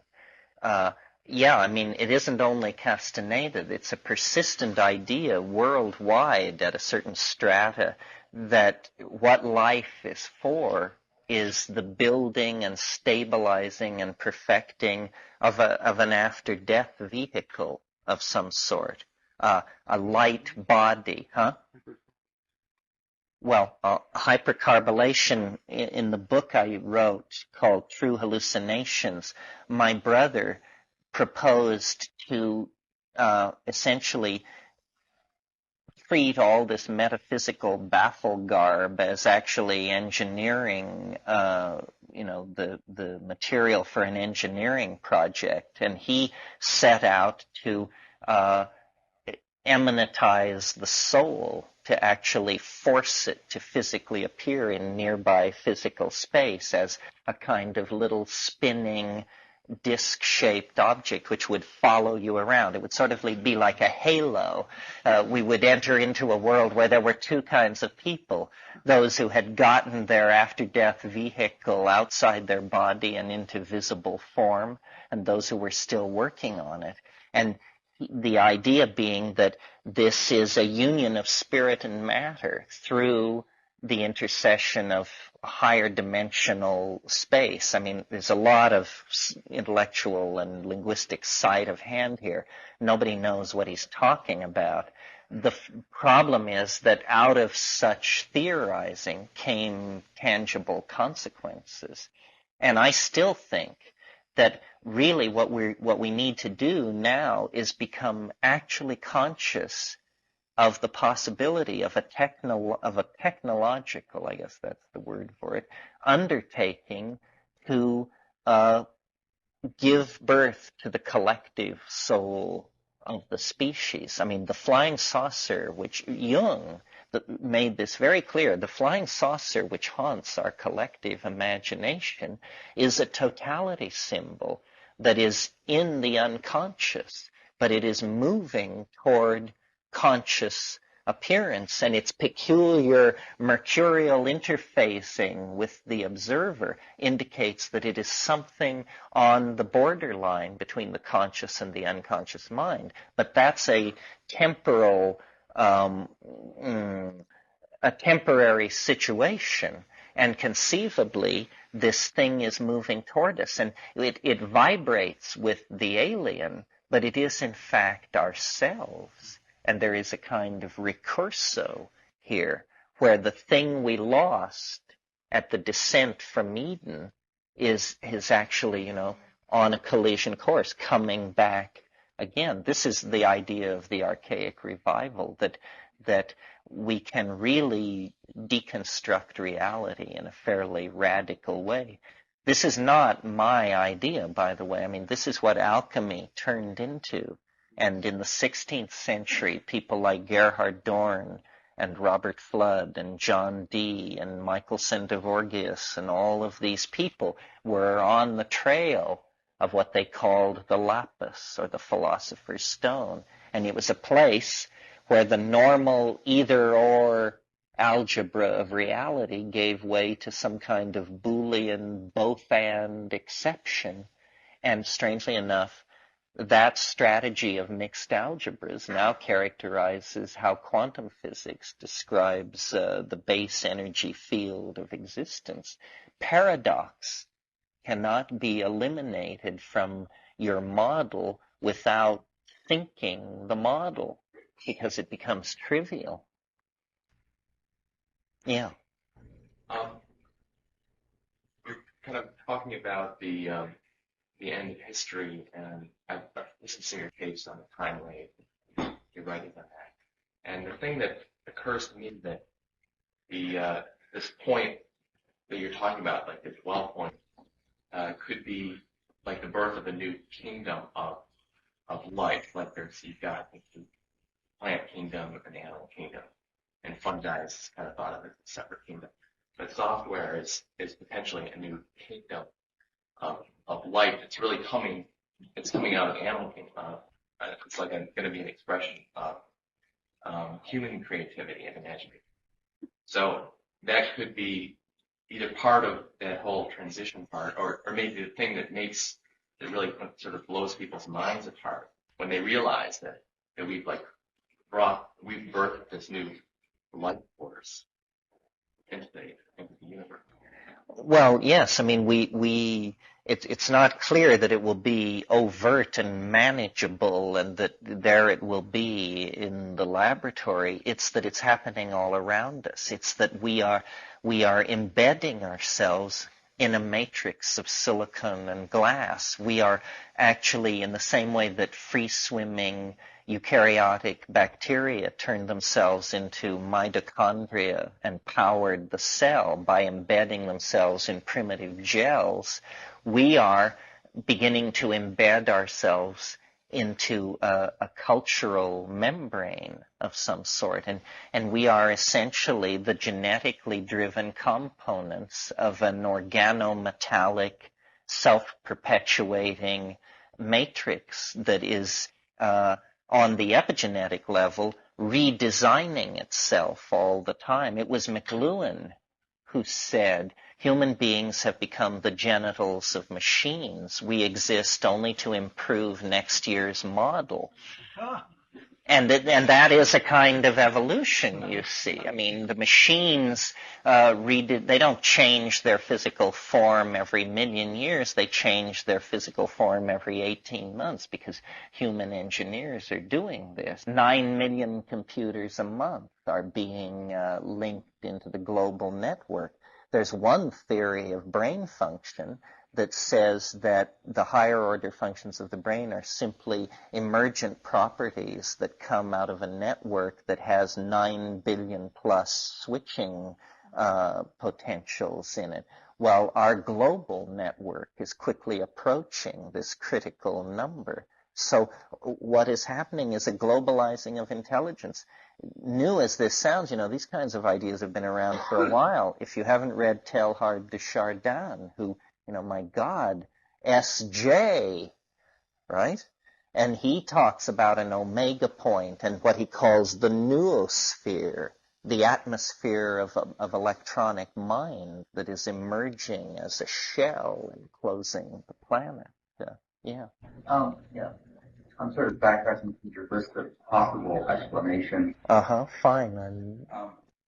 And this one doesn't, I'd like to hear your feedback on it. It doesn't really sit real well with me. It's sort of cynical, a little bit materialist, but I mean, who's to say that the psychedelic experience is not just really a brain experience, a experience that really is not transcendent, but yet we are so used to a very limited way in which we experience reality and use such a small section of our brain, supposedly, that it just seems outwardly foreign that we externalize. I mean, no, it could. But to add to the list, then what do you say to that? Well, what I think the major evidence against that view is the amount of the sheer complexity and amount of information that seems to be in there. If evolution works with some kind of economy, and that species that work without economy are eliminated, then what in the world would have been? I've had very puzzling experiences, maybe some of you have as well, around the theme of memory and psychedelics. I remember once in the Amazon, I had a wonderful mushroom trip, and I took it again the next night to try and reach the same place again. And instead I had this very bizarre trip in which I recalled with perfect clarity the basement of my aunt's house some 20 years before, and I saw myself playing alone in the basement on a certain sunny summer afternoon with a little circus set that I had. And as I played with this circus set, DMT stuff began leaking out of the air in front of me. And here I was 20 years later seeing this as though I were reliving a memory of a 5-year-old child, seeing the stuff that he couldn't tell his parents about, couldn't tell anybody about. So, is that a hallucination? Is that a memory? What is it? It's interesting in all the talk we've done about hallucinations to introduce the concept of a cognitive hallucination. A cognitive hallucination is where you don't see something that isn't ordinarily there. You understand something that isn't ordinarily there. An example of this is I had a friend in San Francisco who I had told him, when you take the mushrooms, stay in your apartment in the dark. Just be with them. I told him this maybe 10 times. So he takes the mushrooms. An hour into it, he realizes in such a way that just causes him to laugh aloud that I had been kidding.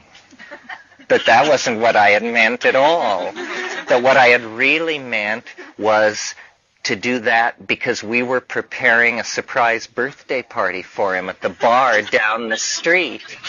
So, congratulating himself over the fact that he's figured out this cleverness that we've launched upon him, he dresses himself and gets ready, goes down to this bar and bursts in the front door and says, "I'm here!"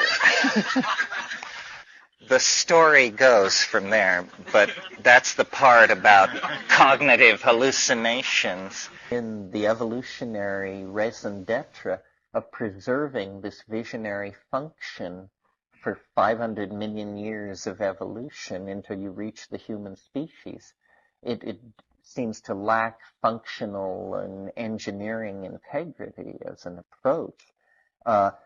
The reductionists who want to say, that these drugs just perturb the brain, I don't think have taken enough of these things. It is not a mishmash that you get. What you get is order, often a more ordered and symmetrical and self-satisfying world than the one we're living in. And in as far as the mystical and metaphysical people are concerned, they're always saying there's no difference between the inside and the outside until you suggest they take psychedelic drugs. Then they start raving about the necessary purity that has to be maintained and how there must be no artificial means. Well, which is it? That there's no inside and no outside, or that these anxiety-riddled boundaries have to be maintained at all costs? The problem is, meaning, and the meaning of meaning. Wasn't it F.H. Bradley who wrote a book of that title, I think? What is meaning, and then what does it mean that there is meaning? Is it simply, as Whitehead suggests, the apperception of pattern as such? Or is there eventually some kind of a metaphysic, some kind of a discernible mega pattern in all of this? My thing is basically to raise questions and to destroy culturally contrived answers, because I think they're all horseshit. It hasn't worked. We do not know where we are in the game. We're not able to recognize the players. We've forgotten what our waitress looks like. And the whole thing is just, we're way at sea in this situation. And what culture seems to do is some kind of strategy for calming everybody down, cooking up some hassle of lies, which then everybody works with that and doesn't notice the peculiarity of it all. This is why I think psychedelics are so controversial, because they break down cultural explanations, whatever they are. And I found even with rainforest shamans that they are very aware of how far they want to go. And it's a rare personality that enjoys kicking all the supports out and just watching it all collapse into the big who knows. But it's very edifying because it's honest, I think. Isn't that a logical threat to those who have a vested interest in maintaining them? Well, but what's happening, you see, is who has a vested interest in maintaining these illusions? People who want to die? Is that it? At one point, defense of the status quo made sense. Now, the straightest people in the world are beginning to quake in their boots.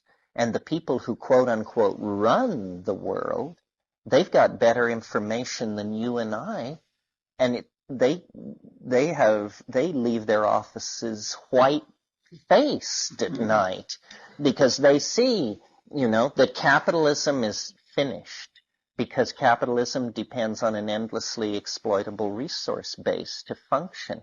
They have no idea what you put in place of a market-driven capitalist economy. The population thing is under control. It is out of control. To get it under control, you would have to take on the people who've run Western civilization for 1,700 years, i.e. the Roman Catholic Church. Who wants to dig into that mess? The ozone depletion of the atmosphere may have already passed criticality. That may be a death sentence waiting to be served, and so forth and so on. So I don't think there is anybody. I think what we're seeing is spreading panic in the control centers of Western civilization, and that very soon you can have a real discussion. Essentially, the Clinton thing is just a gesture in that direction. But eventually, we're going to have a discussion about, who gets to go to the lifeboat and who doesn't and stuff like that. And it's all going to be very dicey, I think. Actually, if you could just talk a little bit about how society then would be informed by psychedelics and what directions might take, and how our present society could utilize this in a way that would be productive and not just the perpetuation of this whole sort of, Nancy Reagan escapist philosophy, just say no type of thing. Well, our problem is that we are in denial of our circumstance. If we could actually feel the situation, everybody would immediately walk to the parking lot, get in their car, and go out and slave to stop the agony. But we don't feel it. I mean, we see the pictures from Bosnia. We see the pictures from Somalia. We feel it to some degree. We send money, but we don't stop consuming furiously. We don't reconstruct our lives. Taking psychedelics, I think, because its primary function is to dissolve boundaries, it dissolves the boundary between you and the pain or the problem, and then you have to do something about it. Who proposed in this society is going to distribute this stuff? I'd like to see that happen, perhaps. I really would. But is it going to be psychiatrists, psychologists, is it going to be church? I mean, or is it going to be able to buy it over the counter? I see that as a problem. I would like to see what you're proposing. Well, I think it should be self-organized. The way to do it is to make it legal. The spores are legal. They contain no psilocybin. There should be something called the Vegetable Drug Act, which simply states no plant is illegal. Period. That's it. And it would all sort itself out. And the junkie could have his little opium garden, and I don't know if cokeheads could get it together enough to fill their backyard with coke. It would all sort out very, very nicely. And it's preposterous. I mean, you read that in the Middle Ages, that in 1432 in Amsterdam, a pig was hung for murder. And then that's the kind of thing we've got going with the concept of an illegal plant. I mean, from any future enlightened point of view, they would just look back at that and say, how quaint. What a bizarre notion of reality. Yeah. I like your idea. You talked about how the legalization of these substances doesn't fit with our cultural context, and then you think about legalization, and then you think about making it really okay. In my mind, to define a law and to define impose morality in that regard, and that I don't know if I think that it's possible for it to be legal. I really, without a battle or without a major shift in the way things work, it seems like it's something that I need to take upon myself and say. Well, I think the hope, is a higher law than the one that's supposed. The hope comes from Europe. I think America will just be shamed into legalization because in Europe, the drug laws are very loose, and Europe is a truly secular society. I mean, they just don't have rattlesnake handling Christers and Branch Davidians and all. They cannot figure this stuff out, I mean, I had a German friend visit me in Hawaii last summer, and I took her to the beach, and she immediately whipped her top off. And then I had to explain that you couldn't do that in America. And she'd said she'd heard you couldn't do that in America, but she couldn't believe that it was actually true. And then when I, looking at her, thought what it would take to make it possible to take your top off at a public beach in America, you just realize this is a society of lost souls. I mean, this is a society of the screwballs that couldn't handle the secularization of Europe, and came here to practice what they called religious freedom, which basically meant crypto-fascism on everybody else, you know. Yeah, I agree. Look, black people didn't break loose till they got their backs up. Gay people would have been forever marginalized. They're not handing rights out in this society. You have to take it. And the drug thing has just been a polite conversation for far too long, I think. It's getting a little louder, but weasel arguments are being used. I mean, the reason cannabis is moving toward legalization is because an appeal is being made to the darkest impulses of capitalism. You know, you could make so much money off this. What do you care that it's a drug? You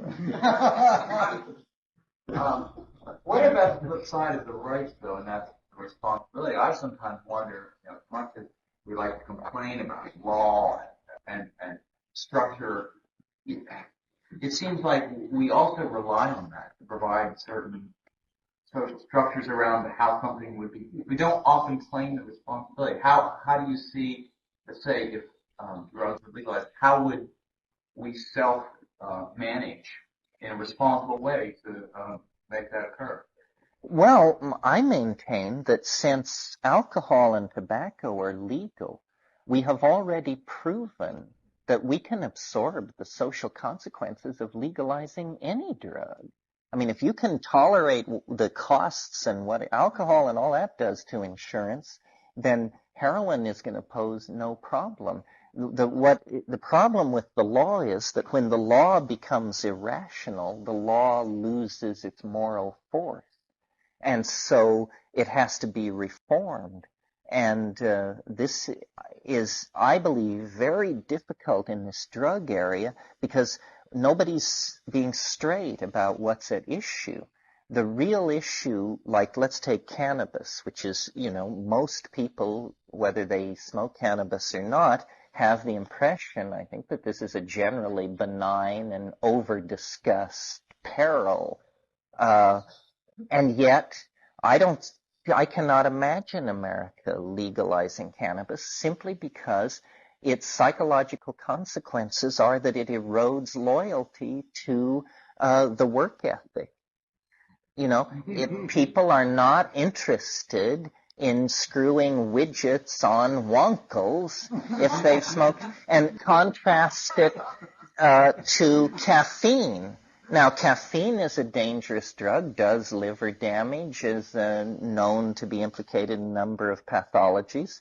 And yet, every labor contract signed in the Western world enshrines the right of laborers twice a day to stop the assembly line and tank up on coffee. This is an extraordinary folkway. And why? Because caffeine is a made-to-order drug for the purposes of slave capitalism. I mean, you just scurry right back to your keyboard or your assembly line, and you can do the 3 p.m. to 5 p.m. shift then without, you know, falling on your face like a normal primate would if they weren't jacked up on some alkaloid. And so that's very welcome. You know, it was McLuhan who made the point, and it still hasn't been assimilated by enough people, that he said that technologies carry a hidden agenda and shape their user in ways that the user is never conscious of. And the great case that McLuhan made was print, which he said the linear and uniform nature of print created the preconditioned mindset able to accept democracy, the assembly line, the concept of the citizen. A whole bunch of modern ideas are presuppose print. Well, drugs are technologies, and they shape the users in ways that the users never suspect. And our frenzied, goal-oriented, surface-obsessed society is a society of sugar, alcohol, red meat, and television. I mean, television is an incredibly invasive and powerful drug. The average American watches 6 hours a day. Imagine if, following World War II, a drug had been introduced, that now the average American spent 6 hours a day absolutely loaded on this drug, doing nothing else. But because we are materialists, we don't see television as a drug, and yet your blood pools in your rear end, your brain waves fall into a measurable zone, you fixate. There is an entire set of symptoms, no less dramatic than the symptoms of smoking a bomber or honking up a line. But we don't see television that way. And the horror of television is you don't even get to have your own trip. You have somebody else's trip, sponsored by the cosmetically enhanced surfaces of products. I mean, talk about a hell drug, my God. Yeah. So since it's an extreme minority of people who are using psychedelics right now on the planet, you see this little minute portion scattered around really having an effect which will cause some sort of chain reaction before it's too late to really work some change? Or is it more like small colonies in the same kind of? Well, if it were business as usual, these psychedelic communities might not amount to anything. But I think that the world is going to get so peculiar as the chickens come home to roost that you'll have to take psychedelic drugs to understand what's going on. And that the people who don't will be running around like chickens with their heads cut off. Because we haven't come, people yak about the apocalypse, but this is not the apocalypse. This is the garden party before the apocalypse. I mean, once it really hits, it's going to require a great deal of faith to believe that we're going to make it through it. And I think that more and more organizations, governments, governing institutions are going to turn to the fringes for answers. Because what our circumstance is that history failed, orthodoxy failed, science failed, capitalism failed, reason failed. And we can't keep practicing these things because they failed. The ship is sinking. We can't have a debate about when we'll arrive in Bermuda. We're never going to arrive in Bermuda. The boat is now sinking. So the agenda has to change. And also, these people are dying off. The old control freaks, the people who have one foot in the 19th century. As to your question of whether or not it will happen fast enough, well, that's the horse race we're involved in. That's the excitement, It'll be a photo finish. H.G. Wells said history is a race between education and catastrophe. Yeah, and the other thing is Christianity took 300 years to become, and it started off with different sets of people that were nurturing the Christian idea. Unfortunately, Roman Catholics back one, but it could be the same thing. We could start these little sort of copy classes of peyote takers that just... Well, and Christianity was able to do that in a world where information moved at the speed of a horse's gallop. So, there's an enormous psychedelic religion flourishing in Brazil right now that just cannot convert people fast enough. It's missionaryizing the United States. Shamanism. I think the reason I called my second book The Archaic Revival is because I think this is the overarching metaphor of the 20th century, that the 19th century was the gentleman's century, the white gentleman, when it all worked. Commerce flourished, cities were built, the poor knew their place, brown people held their position. And the 20th century has been all about confronting the bankruptcy of all of that and from the time of surrealism and Freud and Jung and Dada, right through to rave music and jazz and rock and roll and abstract expressionism. These are all archaic impulses. You know, the 19th century is all about realism, materialism, and defined social structures. The 20th century deconstructs the visual image, deconstructs the idea of simple location. We have body piercing, we have trance dancing, fire walking. All of these things are impulses to return to the primitive. And what it means is that in the aura of the realization that history has failed, we're going back to an earlier model. This is what societies do when they get in trouble. You know, we forget because we're the inheritors of it. But when medieval Christianity essentially got a flat tire by having 70 popes in 25 years, none of whom died a natural death, that clued people to the idea that there was something wrong with Christian idealism. And the Renaissance capitalists, Italian city-state entrepreneurs, invented classicism. Classicism, meaning a society based on the ideals of Greece and Rome, was a science fiction option at that point. Greece and Rome had been buried in the ground for 1,500 years, and yet they dug it up. They dug up the buildings, they dug up the manuscripts, they dug it all up, and they said, this is how people should live, and we'll found classicism, and we will be the patrons of the arts, and we will undertake vast architectural undertakings, and so forth and so on. And it worked.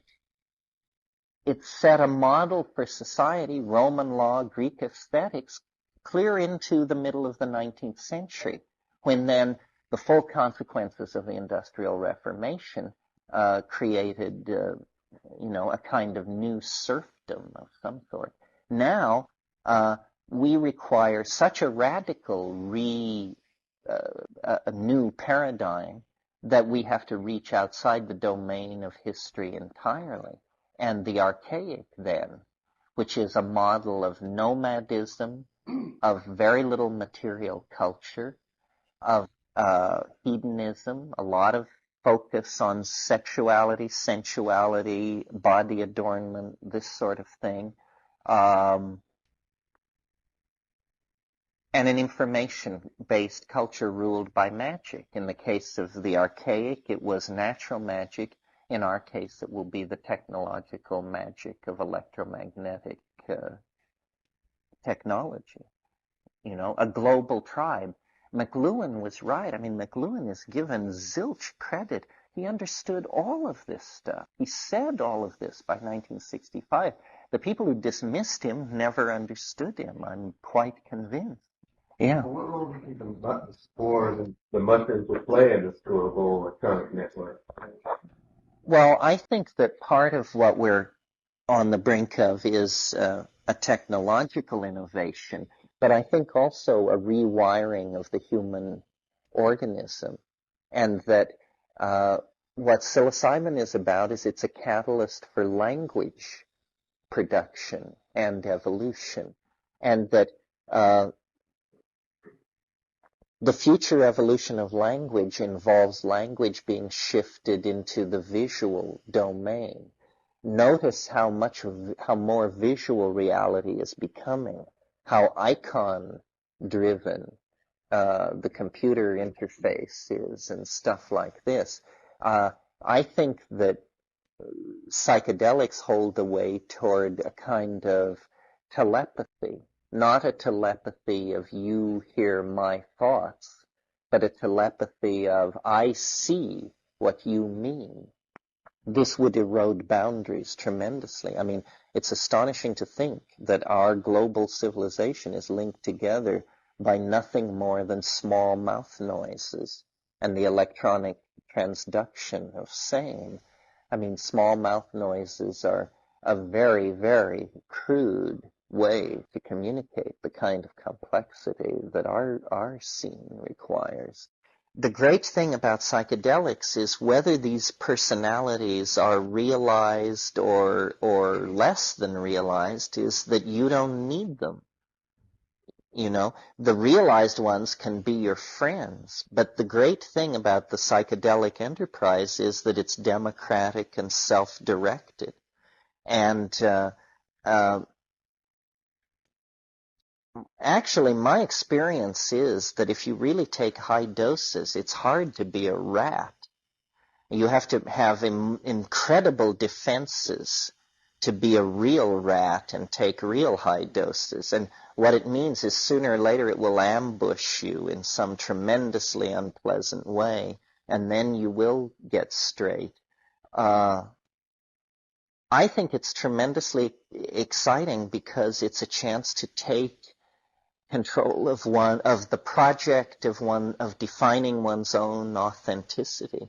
And I don't really, the idea of the guide, I'm glad that concept has given way to the idea of the sitter, because the sitter gets it much better.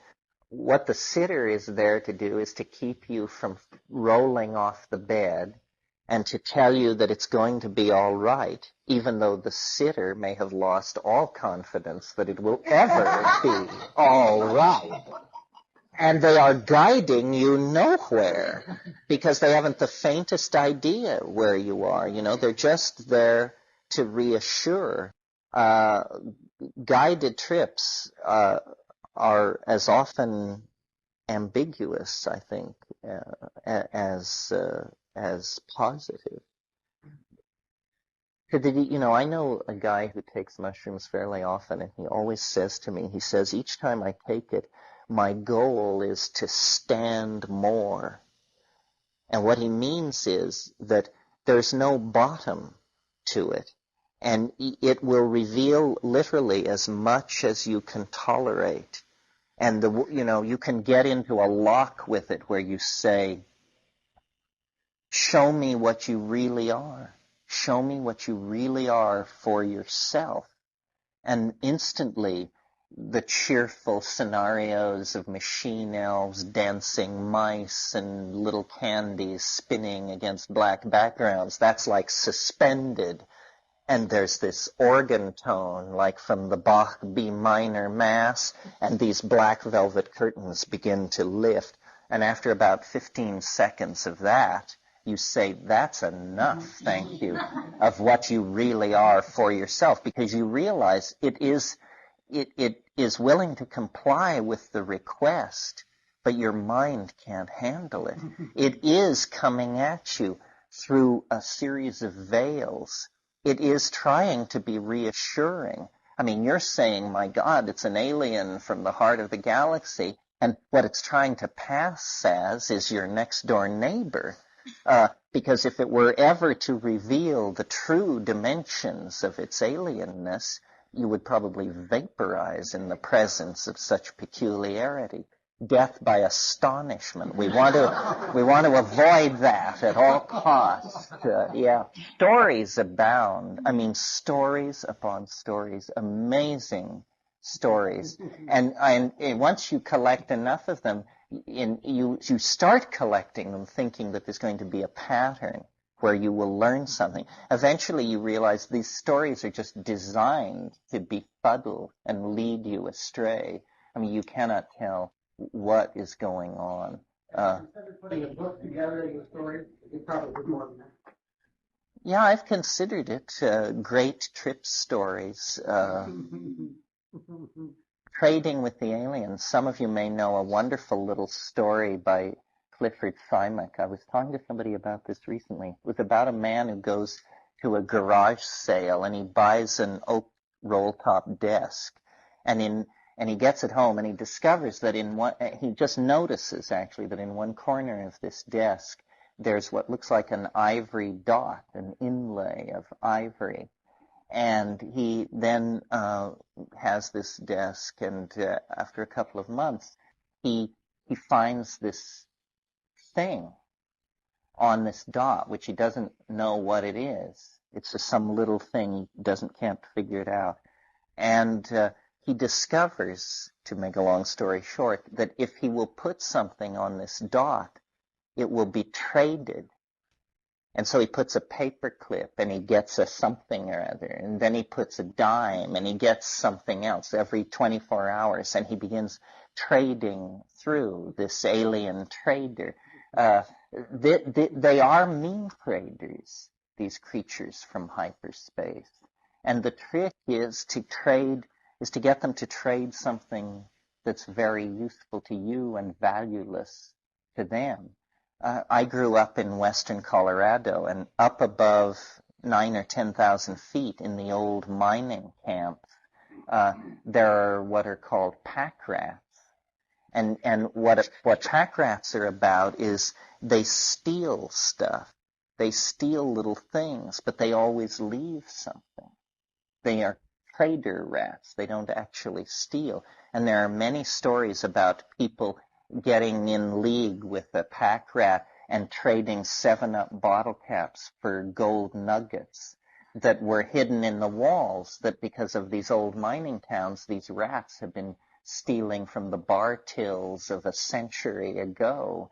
And so this is and the strange thing is, when you trade with a pack rat, you have to discern its psychology, because it may trade 7-Up bottle caps for gold nuggets, but if you switch to dimes, it will switch to dead bees, and they're no good to you. So you have to keep negotiating, you see, to get the good, and yeah, that's right. That's right. Exactly. Although somebody pointed out to me, it was another one of these torpedoes, unexpected, that print is visible language, that print is the condensation of sound. It's just that it requires a medium. Yeah. I was wondering, in view of what you pointed out about some of the liabilities of asking to reveal the deepest, darkest self or truest being, and I'm wondering if you could share some of your thoughts about setting an agenda for a trip and entering into a dialogue with this alien, as opposed to perhaps being more passive and just allowing this emergence without any conscious direction, to the extent that that's possible. I tend to be very passive. I sense immense power and potential in these states, and I'm frankly afraid of it. I mean, I like to watch. That's my bit. And I have no desire to seize the levers and start pulling and pushing buttons. I had a few, when I was younger, we messed around in more radical ways and had experiences that really I felt like threatened our sanity, because you just couldn't believe what was going on. I don't set agendas. Some people do that. What I do is I talk to it, and I ask it to show itself. And I do think you have to approach the thing. It is shy, or it's tasteful. It's hard to figure out which. But in any case, it will not speak to you unless spoken to. You can go through an 8-hour trip and it will never say a word because you never said a word. And you have to say to it, show yourself. It doesn't hurt to verbalize it. I mean, I think of it in my mind. I invoke it, but it's also somewhat like a seduction. I mean, you say, come out, show yourself, be beautiful. And then this thing, literally almost like a turmoil in the air, and they condense, and then they do show themselves. But unless invited, they won't do that. Now, in DMT, that isn't true. They're uninvited. I mean, you're in their domain. You're in Elfland, Grand Central Station, and everybody's trying to get on the train to Westport. And you're just there, in the middle of this crazy situation. Yeah. I don't know. I think that's really a hard thing to say. I mean, I know people who say DMT is their favorite drug, and the last time they took it was 67. I mean, we're not talking abuse here. I think psilocybin 3 or 4 times a year definitely means that you are a psychedelic person for sure. It definitely means that your every waking moment is informed and transformed by your relationship to this stuff. It doesn't take very much because it's a way of thinking, you know. I admire people who can do it a lot and not go off the deep end. Because what I find is, you know, basically what we talk about in these workshops is what I would call the generic psychedelic experience. You know, it lasts 4 to 8 hours. There are all kinds of crazy hallucinations, insights, tears, laughter, self-affirmation. Then it goes away. That's the generic psychedelic trip. But if you start pushing, then you get to be Columbus. You know, if you, for instance, take psilocybin every 72 hours for 10 days, you will cure in the marketplace. You will preach to the masses. You will become so convinced of dogmas and points of view so peculiar that it will hand your friends a crisis. I mean, I've been there. And so the trick is to understand when you need to chill, because it just starts opening ahead of you. Like when we would take it in the Amazon, one of the things that we noted and talked about and was actually a moment of concern was in every psilocybin trip in the Amazon, there would come this moment where you would realize that the jungle was friendly and that that's where you belonged. And there was this impulse to just take your clothes off and walk into it.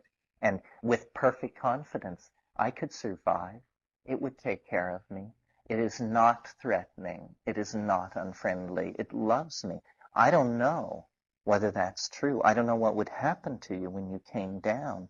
I mean, there are stories of people not on psilocybin who walked into the jungle and, you know, were mad from fly bites 12 hours later and basically had to be shot like dogs in the best Colombian fashion. So, you know, this is a very intense perception that you just don't know what to make of. Is it true? Could one somehow sustained by psychedelics walk into that and survive or not? Yeah. There's people I think that do that without psychedelics. Like some of these people that are often the Aboriginal skills trips, they definitely. You mean white people but they've trained themselves. They've hardened their bodies and they've learned how to make fire and how to get water from plants. And to do it just on the spur of the moment, I don't know how long you'd last out there. Yeah. Sure. Would you say something to compare LSD and psilocybin? Well, psilocybin is much more visual. LSD is more psychoanalytical, therapeutic, personal in some way. It may be more efficient at personality work, you know, reconstruction and overcoming trauma or phobia or something like that. Psilocybin is largely visual and spectacularly so. That's what distinguishes the tryptamine hallucinogens, is the ease with which they elicit really beautiful and complex hallucinations. I mean, people, straight scientists who write about what they call hallucination are really writing about what is technically called hypnagogia, which means the trivial hallucinations on the edge of sleep, you know, the spinning wheels, the moving grids of color, the dancing mice, that sort of thing. Psychedelic hallucinations are visionary operas of some sort. I mean, they are tremendous They're more visually dramatic than any film experience or experience in the real world that you could have. There's no very good explanation for what that's all about. In your trial and error of getting 5 grams of mushrooms, did you have you got 10 grams and that was too much, or have you built up to that and that's enough? 10 grams is too much for me. I mean, people have different reactions to it. I think if it gets if the episodes of unenglishability are too prolonged, then you need to back the dose down, because it just doesn't make any sense. It's also the power of it. I mean, my God, when you overdose on psilocybin, it's like an asteroid struck the planet or something. It's very hard to convince yourself that it's confined between your ears. It's more like, everything from Las Vegas west just was vaporized. I think we were talking about the visual field. The dream state is like a vision, except that it's not emotionally charged in quite the same way that vision is. It's almost a difference in emotional quality rather than the visual impression. I mean, do you agree? Does that? I think so. When I'm dreaming, though, I get more of the feeling of a very emotional time. But when I'm in vision, it's more like rapture, which I guess is high emotion. But that's what my analysis of it is, that it's touching you at a deeper emotional level. But it's interesting, this question you raise about dreams. We were talking last week. It's fairly common among people who use psychedelics to have dreams in which the psychedelic actually appears as a motif, and then you take it, and then you have the experience in the dream. And I've even had this with DMT, which is, to my mind, the strongest psychedelic. So it's very interesting because it's a perfect case proving that really you can do it all yourself. In other words, that the chemical precondition is there in deep sleep. Yeah, Eric. Do you think memory is more or less, instead of memory being something you remember in the sense of replaying something, but it actually takes you back to the moment or something? You mean that it could be an extremely strong memory of a psychedelic state? That's a possibility. It's pretty interesting. I don't know. I've had very puzzling experiences, maybe some of you have as well, around the theme of memory and psychedelics. I remember once in the Amazon, I had a wonderful mushroom trip, and I took it again the next night to try and reach the same place again. And instead I had this very bizarre trip in which I recalled with perfect clarity the basement of my aunt's house some 20 years before, and I saw myself playing alone in the basement on a certain sunny summer afternoon with a little circus set that I had. And as I played with this circus set, DMT stuff began leaking out of the air in front of me. And here I was 20 years later seeing this as though I were reliving a memory of a 5-year-old child, seeing the stuff that he couldn't tell his parents about, couldn't tell anybody about. So, is that a hallucination? Is that a memory? What is it? It's interesting in all the talk we've done about hallucinations to introduce the concept of a cognitive hallucination. A cognitive hallucination is where you don't see something that isn't ordinarily there. You understand something that isn't ordinarily there. An example of this is I had a friend in San Francisco who I had told him, when you take the mushrooms, stay in your apartment in the dark. Just be with them. I told him this maybe 10 times. So he takes the mushrooms, an hour into it, he realizes in such a way that just causes him to laugh aloud that I had been kidding. That wasn't what I had meant at all. That what I had really meant was to do that because we were preparing a surprise birthday party for him at the bar down the street. So, congratulating himself over the fact that he's figured out this cleverness that we've launched upon him, he dresses himself and gets ready, goes down to this bar and bursts in the front door and says, "I'm here!" The story goes from there, but that's the part about cognitive hallucinations. And of course, sometimes a cognitive hallucination will stand up. Then it becomes a new truth and passes into the meme wars as a competing member. What else is on people's minds here? Just about the phenomena of when you're on the mushrooms and you experience it's like other entities, other intelligence. And I've like tried dialoguing with this thing. I'm like asking, are you a hallucination? Are you real? What are you? And it's like, I just can't tell. I just cannot tell whether it's real or whether I'm hallucinating it or whether I'm creating it or whether it's another part of me that's separated from me or it's a cluster of neurons that's disassociated from the rest of my brain or something. It's just like the most puzzling thing.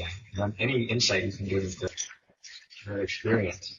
Well, I think that's the core puzzling experience when you meet the other organized as a speaking mind. And I've wondered these same things, asked it what it is. It seems to be able to present itself many different ways. I mean, it can be almost like a robotic, cybernetic, disembodied kind of thing. Or sometimes it's like, your girlfriend in hyperspace. It has this very sexy kind of, these funny vibes to be coming off a pharmaceutical product.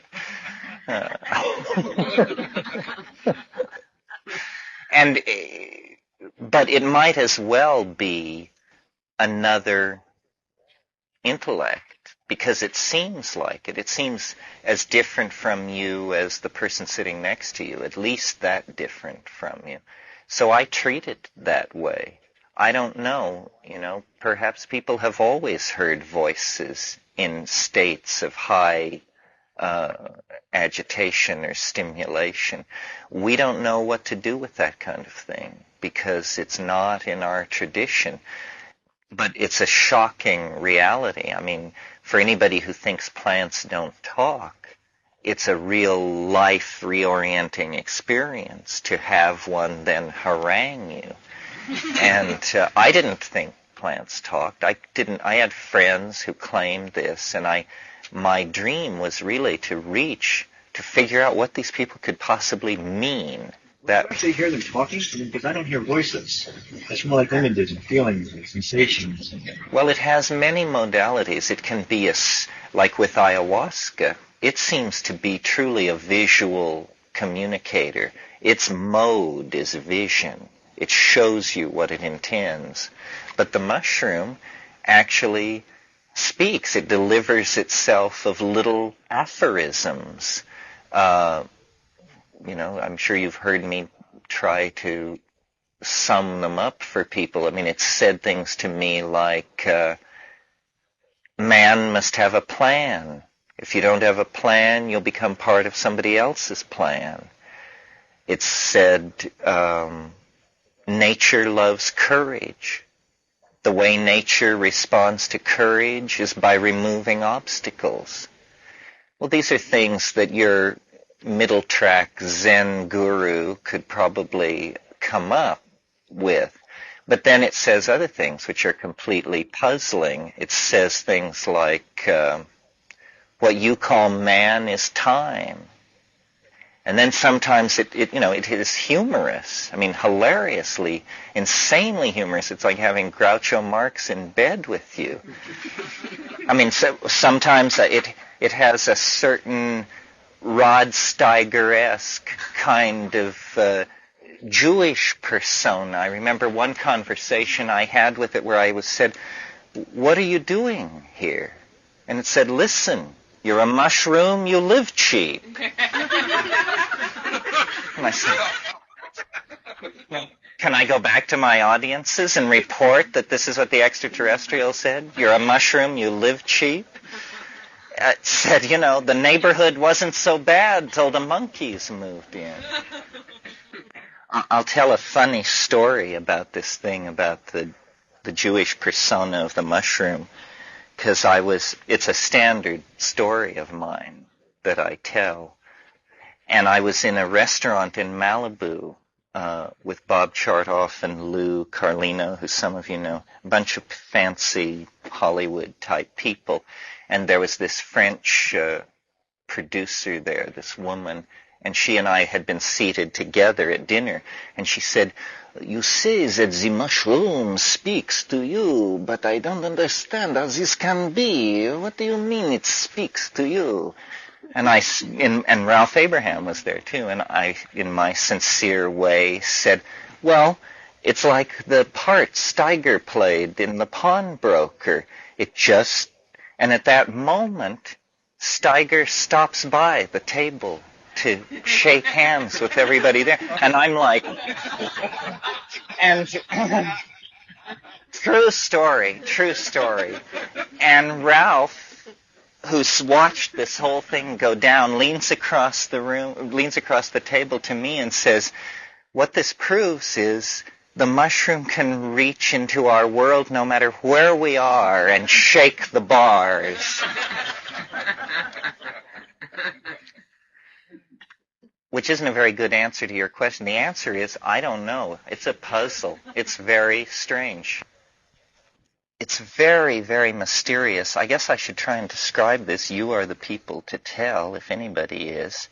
What I found about this communicating with it thing is that sometimes it's easy and it just comes, and that's what the trip is about. But if it's elusive for you, or if you've taken mushrooms many times and yet this doesn't seem to be what happened to you, I couldn't describe how it works for me anyway. It's as though a certain level of intoxication with the mushroom is the precondition for being able to communicate, but is not itself enough. So that I will feel the levels building in my body, and I will be very stoned, and then I will come into this place where I will say, now it is possible to invoke the spirit in the mushroom. And then I invoke it. And it's a pretty straightforward thing. I remember an old I Love Lucy thing where Ethel is asking Lucy how she gets in touch with the flying saucers. And she says, I just say, "Come in, little green men, come in, little green men." It's almost like that. In fact, it is like that. No, they're not green. What I do is I get the feeling, which is, I call it, it's almost like, I'm embarrassed to even tell this kind of stuff. It's a feeling of being very Irish. It's a feeling of elfinness. And then I say, aha, we're getting close in. They're I smell them. They're nearby. And then I just say, show. And there's this music, this tinkling stuff. And it begins to get stronger. So I say, come in, little green man, come in. And then it gets louder and louder. And then finally, once you get the valve open, you don't have to worry. It will pour through as long as you can watch it and be with it and sing with it. And it is obviously the basis for the idea of elves and elfin energy and little people who make jeweled machines and play musical instruments and live in the mountains. Terence, do you know how in the very first instance that you began to, you must have learned in some way how to invoke this say, come in, come in, come in. And it's something you've stumbled into in some way. Can you recount that incident? Do you remember that? Sure. The way it happened to me was someone in 1967, just a few months after I'd begun taking LSD, somebody brought DMT to me and said, without any introduction, they just said, here's something you might be interested in. It's a drug. And I said, how long does it last? And they said, 5 minutes. I said, okay. Thinking, 5 minutes, what can it be, you know? And what happens with DMT is you leap over all the barriers in the first few seconds. Unlike mushrooms, where over hours and hours on a high dose you might navigate yourself to the center of the mandala, DMT is like being struck by metaphysical lightning. I mean, the main question is, what the hell happened? Because it immediately took me to this place I had never suspected existed, you know, this dome-like, brilliantly lit space where these self-transforming machine organic things were all around me and leaping through my body and singing and making objects and showing all this stuff to me. And it was like just all the veils were torn away in a single moment. And then that inspired me to look at the chemistry and then the botany and the shamanism and to try and make my way back to that place at not quite such a super voltage. And that was the raison d'etre for going to the Amazon, because those drugs in the Amazon, those plant combinations are working off the same chemicals. It was the reason for being into the mushrooms, because the mushroom really, experientially and chemically, it's quite reasonable to call it a slow-release DMT trip. DMT is quite an astonishing thing. I don't understand how they manage to keep it secret, because it's the convincer, you know. It's for the person who thinks these things only work if you're soft-headed, because it raises all the questions in a hurry. It's so intense and so oriented toward the other and the visual and the hallucinogenic that it isn't really like a drug. It's more like an event that you ran into. You just came around a corner and there was the unspeakable.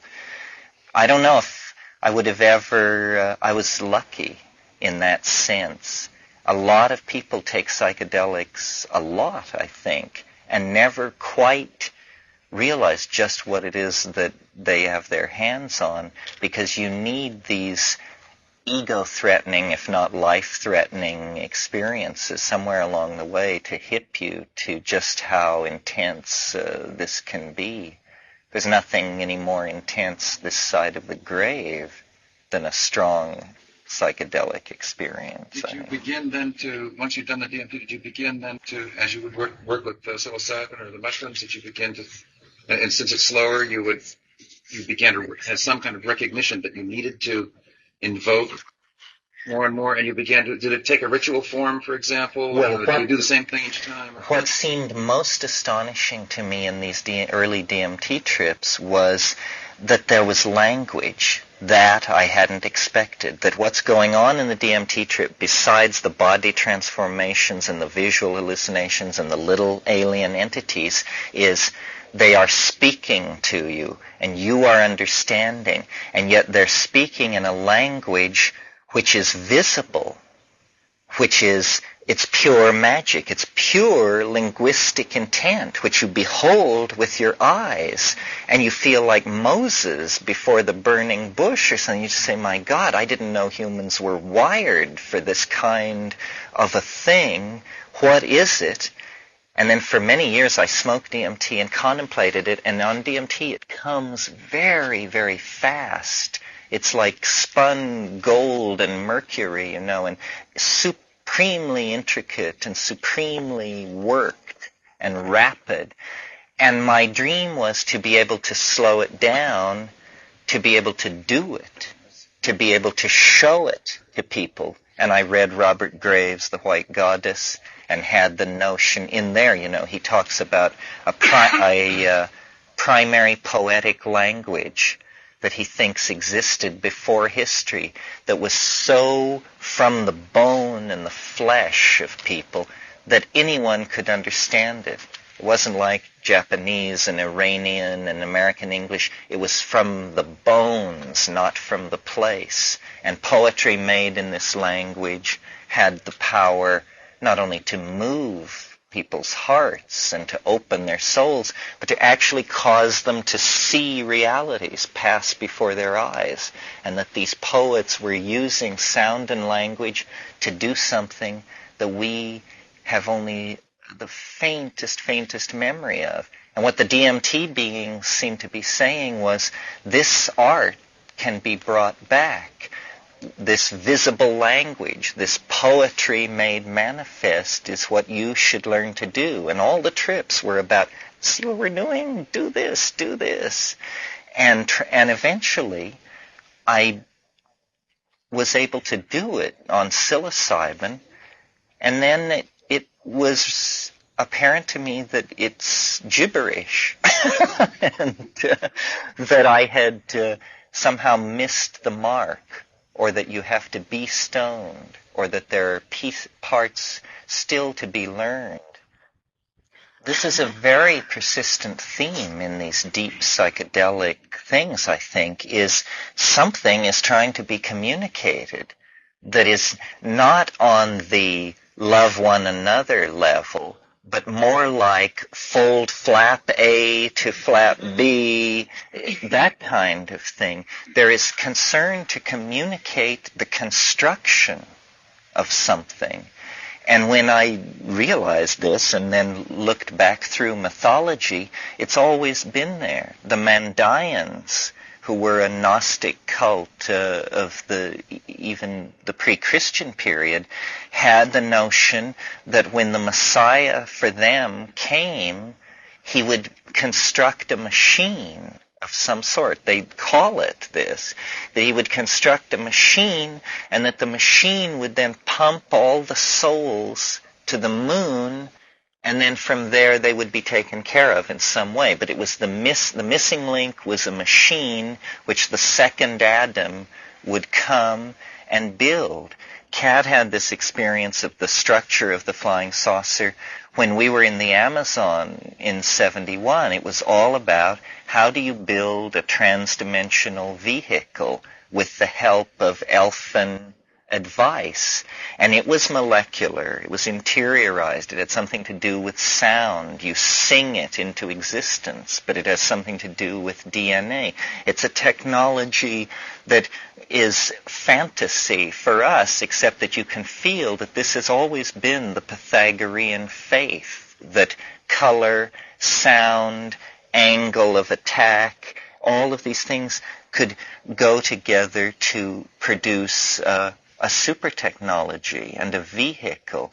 And in the deep psychedelic states, there always seems to be either the concern with building something, imparting information about a plan, or the other persistent motif that people have is that the world is going to end, and that there will be intervention of some spectacular sort, the second coming, flying saucers, something like that. Now, why these motifs exist, I don't know. I've talked at times about what I call the transcendental object at the end of time. And I think maybe what human history is a kind of collective psychedelic trip where we're closing in on the mystery at the center of the mandala, sort of the shamanic gift, difficult to obtain. And what it is, of course, is it's the human soul realized, and I almost said realized as a technology, but the realizing of it in any form would realize it as a technology, so that really history is the siren song of the soul, the saucer song of the soul, the group mind coming into existence through our efforts over several thousand years, something first glimpsed in dreams, and then glimpsed in, higher mythologies, and then glimpsed in technological visions and in psychedelic states, and finally actually invoked into history in such a way that its reality is incontrovertible, then history ends. I don't understand why anyone could be moved to say such crazy things, but it seems to be the content of the experience. Now, of course, if any of you are psychologists, you recognize this as a syndrome. Grandiose delusions, messiah complex, misplaced reference. It has different kinds of names. It means you think that you're going to be present or a part of the most important thing that ever happened.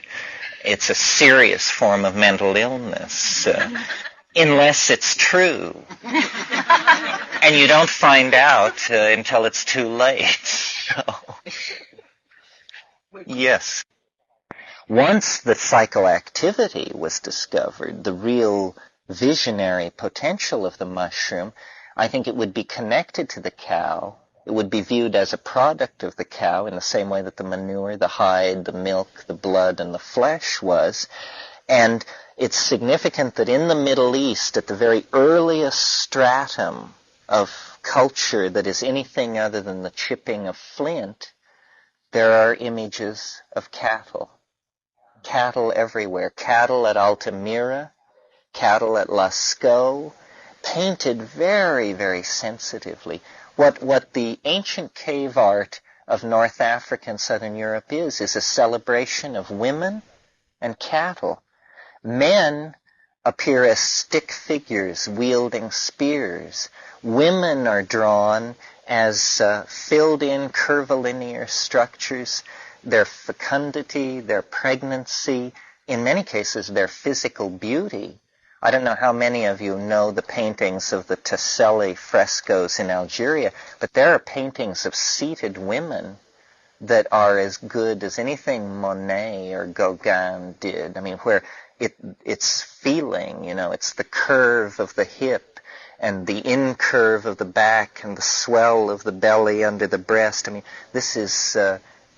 it's figurative drawing as good as we do today. So women and cattle at the very earliest stratum of consciousness are mixed together. We always talk about this early level of culture as hunting-gathering. And I think that we drop our voices. We say it's a hunting-gathering culture. If you've spent time in the Amazon, you know that what this means is once a month or once every 6 weeks, the men get their act sufficiently together and they make up enough coca that they all go get their bows and arrows and they go off for a hunt and leave the women and the children behind and get all coked up and hunt and party all night. And then when the coca is all gone, because usually women make the coca, when the coca is all gone, whatever they've captured on the hunt, they triumphantly carry back to the village. And often, it's garbage. And the women will be waiting at the village for them to come back and say, 8 days in the woods and you bring back one maggoty agouti? What kind of clowns are you people? But this is the hunt, and the hunter is the hero, and they'll tell the story around the campfire. Meanwhile, what is really going on, as is always the case, is that women are gathering. And gathering is a highly conscious activity where, this plant is okay, that plant is bad, the root of this plant is poisonous, but if pounded with water and washed, becomes edible. It's an activity that demands discrimination, intelligence, a body of lore, memory, powers of observation, so forth and so on. It is, in fact, serious business. While this hunting thing exists almost to keep the men out of the women's hair. So you can imagine that the visual acuity thing had as great an impact on the gathering as it did on the hunting. Because in many plants, it's very hard to tell the poison from the non-poison. And also, there are forms of visual acuity that are so removed from our awareness that we don't even recall them, such as being able to track an animal, or being able to tell where animals have been, or being able to tell just by the color of a landscape where the water is flowing under the ground, and therefore where certain kinds of plants will occur. All of these cognitive activities, these integrative activities that rely on observation and memory, were tremendously aided by the presence of an imagination-enhancing enzyme in the food chain.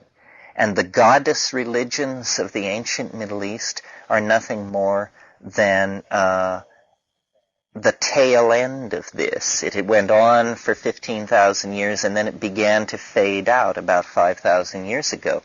The imagination, the Living in the Imagination conference we just had, we were very, very fortunate to have Riane Eisler come in and talk to us. If you're not aware of her work, I urge you to look into it. Riane Eisler wrote The Chalice and the Blade, and she is a brilliant woman, archaeologist, a refugee from Nazi Europe, and her notion is, that not that there was a patriarchy in prehistory and then we fell in, a matriarchy and then we fell into patriarchy, and that this has been the problem. She has managed to de-genderize the cultural debate by inventing the terms partnership culture and dominator culture. We live in a dominator culture, and so do the English, in spite of Margaret Thatcher. It's not about women, and it's not about men. It's about feminine and masculine attitudes.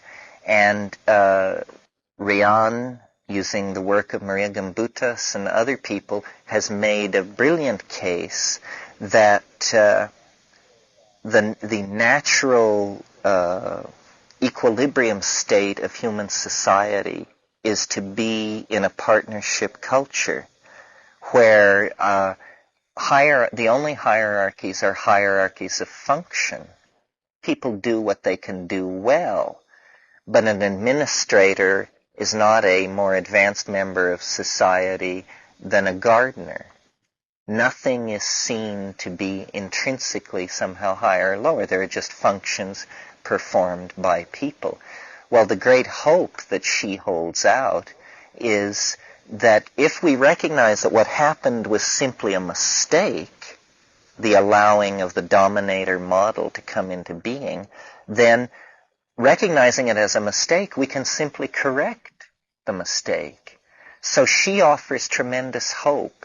It's not a we are doomed and, the selfish gene, that rap, or the territorial imperative, that rap, or all of these we're doomed kind of raps that come out of sociobiology and that kind of thing. We're not doomed at all. Now, what I've hoped to do and want to do is accept Riane's premise that there was a partnership culture that around 1500 BC died out completely, its last stand being Minoan Crete, and that it was then replaced by a dominator culture. I accept all that. What I want to know is why? How could such a thing have happened? If a model of culture, an adaptation like that, had been perfected that worked, what factor could then come into the picture and overturn it and cause it to be lost? And I think what it is the partnership culture was feminized in its approach to society because it maintained a connection to the psychedelic world through plants. It kept a proper perspective on the true rank of import of the structures of the psyche. Because as soon as you get the fall of Minoan Crete, what you get is the beginnings of Greek philosophy. And when you get formal philosophy, you get the rise of the Homeric period. All this happened about the same time. We're talking 1100 BC here in the Eastern Mediterranean. You get the glorification of the marauder, the warrior, the glorification of the king, and the evolution of slavery in the Greek model that we kept up with right up until 1865. The slaves of ancient Egypt were the property of the royal household. Slaveholding was not something that everybody was into, as it was later, where wealth meant slaves. So I think that what the psychedelic thing can be seen as is, when it's done with plants, is a return to Gaia, an immersion in the feminine. James Joyce talks about what he calls the mama matrix, most mysterious. That's what you're seeing, those lights against darkness, all that stuff. It is the potential for creative exuberance that resides in the phonic feminine matrix. It is the body of the goddess. And the ego can only create and maintain its tiny world of self-reflective concerns if it stifles this connection to the unconscious. So the terror of drugs that is paralyzing our society is, there's really only one terror in our society. It's the terror of the feminine. And the terror of drugs is a terror of giving up control. This is what people are most alarmed about by psychedelics, is the giving up control. And remember in the 60s it was all about ego loss, and people strove for it and claimed to have achieved it and this and that. And it was never couched in this male-female thing, but I think that's a male problem and a male way of of setting the table for the banquet to talk about ego loss. A partnership society is going to involve a lot of ego loss. It's going to involve a lot of seeing your brother and your sister as interchangeable with yourself. It's going to bring, I think, a major sexual revolution, because so much of sexuality over the past 500 years has been based on, it was almost the coinage of the ego's dealings with the world. How many women are under my domination? Are you mine? Am I yours? And people have always stressed that the problem was in the possession, but it's really in the casting of the subject and the object there. Me and you, not the relationship. And so I have, I'm sure you've all heard me say this on tape, to me the major metaphor that is operating in the 20th century is what I call the archaic revival. Our civilization is falling to pieces. Its assumptions are no longer any good. It just doesn't work. And by our civilization, I mean from Moscow to the Potomac, to Tokyo, to Sydney, to Bangkok, and back to Paris. Global civilization is not working. It may still be working in the rainforest, but only if we haven't reached them yet. And as soon as we reach them, they'll be sent to work in sawmills and involved in growing coca for the drug trade and be ruined. When a society is in trouble, the way we are in trouble, what it does unconsciously, it just in the same way that a drowning person reaches outward, is it reaches outward for a previous cultural metaphor to stabilize itself. We can understand this by looking at the Renaissance, where as the medieval world began to crack to pieces, and cynicism about the church and the Pope and all of this, and cities began to, and the Jews began to be turned loose to make money, and trading networks began to be established. All of these new things began to be tolerated. The Renaissance reached back to Greece and Rome for steadying metaphors. And this is what classicism is.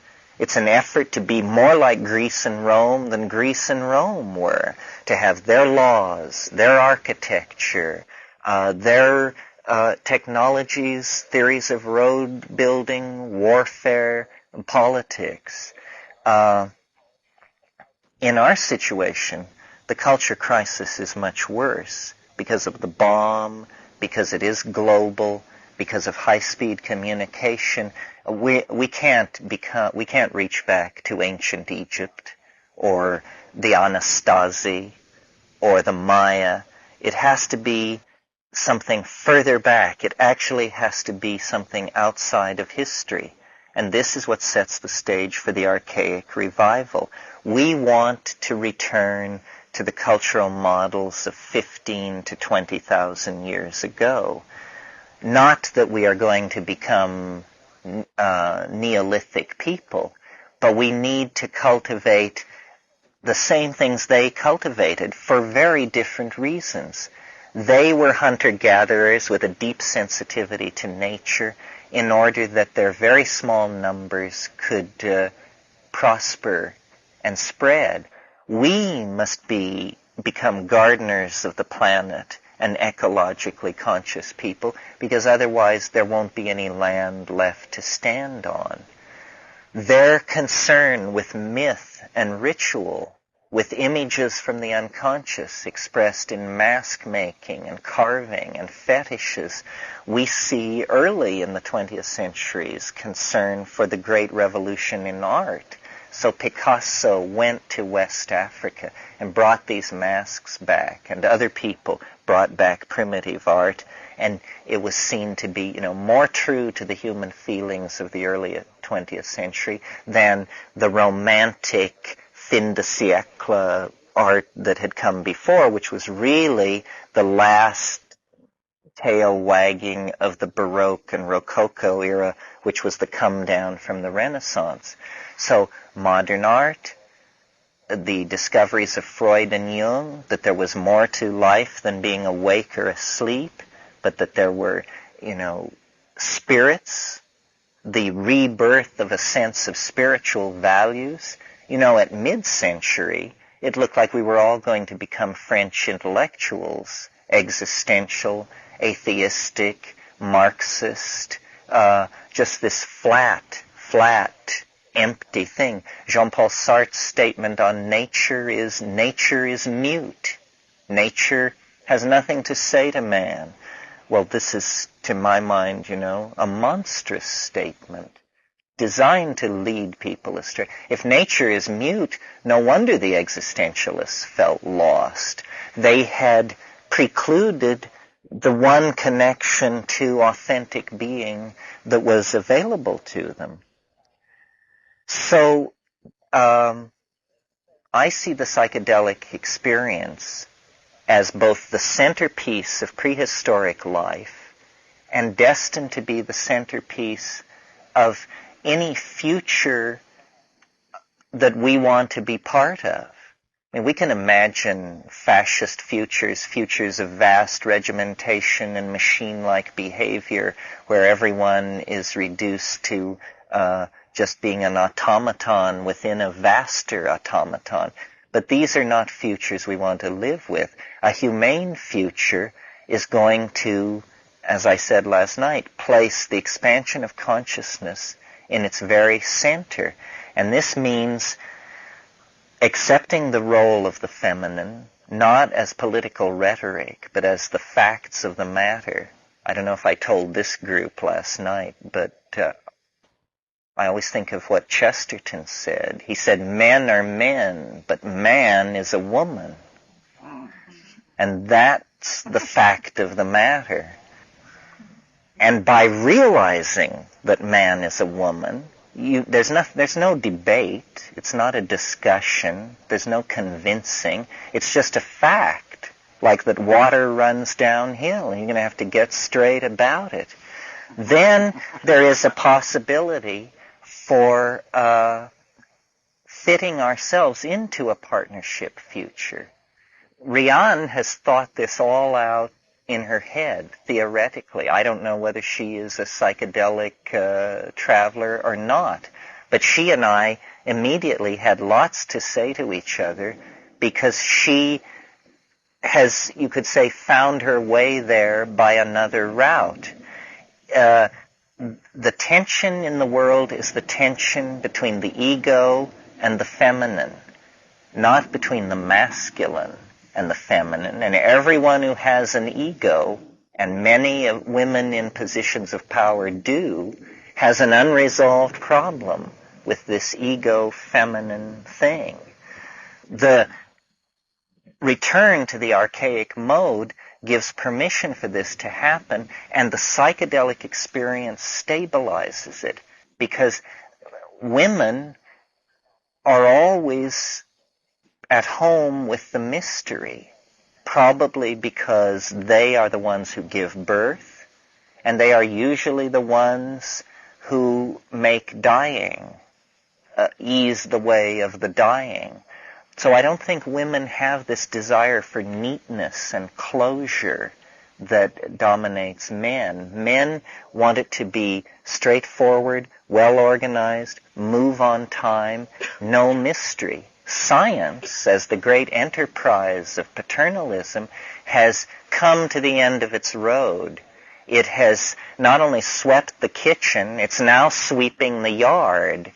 And as it sweeps the yard, it's sinking deeper and deeper in the earth because there's no floor on reality. There is a science, and they are beginning to admit this and say, well, there's something wrong. We thought it would be one more particle or one more something or other, and it just seems to endlessly recede in front of us. This is not a problem. This is a solution. This is what science has been needing to hear for 500 years, is enough already. We now have a science which can do anything or almost anything we want technologically. So that's its tool-making function. It's fulfilled that very nicely. Why do we believe that it will elucidate the mysteries of the soul? It won't. That's another concern. It's a concern of individuals. You want to understand the mystery of the soul, you don't get a $5 billion budget and a team of 6 universities linked by computer to attack it. No, you go into the wilderness and you eat mushrooms. It's that kind of work. It's more the work of the poet than the work of the research scientist. And certainly in the archaic mode, the poet was the model for men and women. I mean, poet has a masculine connotation in our society, but that's because we're so screwed up. We even had a separate word for women poets, a poetess, you see. But the making of poetry, the living in the primal world of poetry, can only be done if you have a direct connection to the mystery. And that cannot happen as long as the ego is the God. We were in the conference last week kidding around down at the Baz, and I was saying that I had invented the smallest form of memory, that memories were made of particles, and that the smallest particle of memory was called a mnemon. And then somebody said, well, if memories are made of particles, then is consciousness made of particles? I said, well, maybe it is. Well, then what shall we name the smallest unit of consciousness? And Kat said, how about calling it the ego? And I think that's a good place to begin. Let's get it in its proper perspective. The ego is the smallest amount of consciousness anybody can deal with in the ordinary world. But you build outward from the ego. You put two egos together, and maybe you've either got a conflict, which is always interesting, or better yet, a love affair. Well, you put three egos together, and you've got a ménage à trois. Four, and you have a corporation, and so forth and so on. So complexity of consciousness arrives out of building on the atom of the ego, not trying to squeeze everything down into it. The intellectual richness of our heritage is unimaginable. It is our greatest legacy. I mean, you can forget your fleets of Rolls Royces and that Monet that they're holding for you in Paris and your summer house on Ibiza.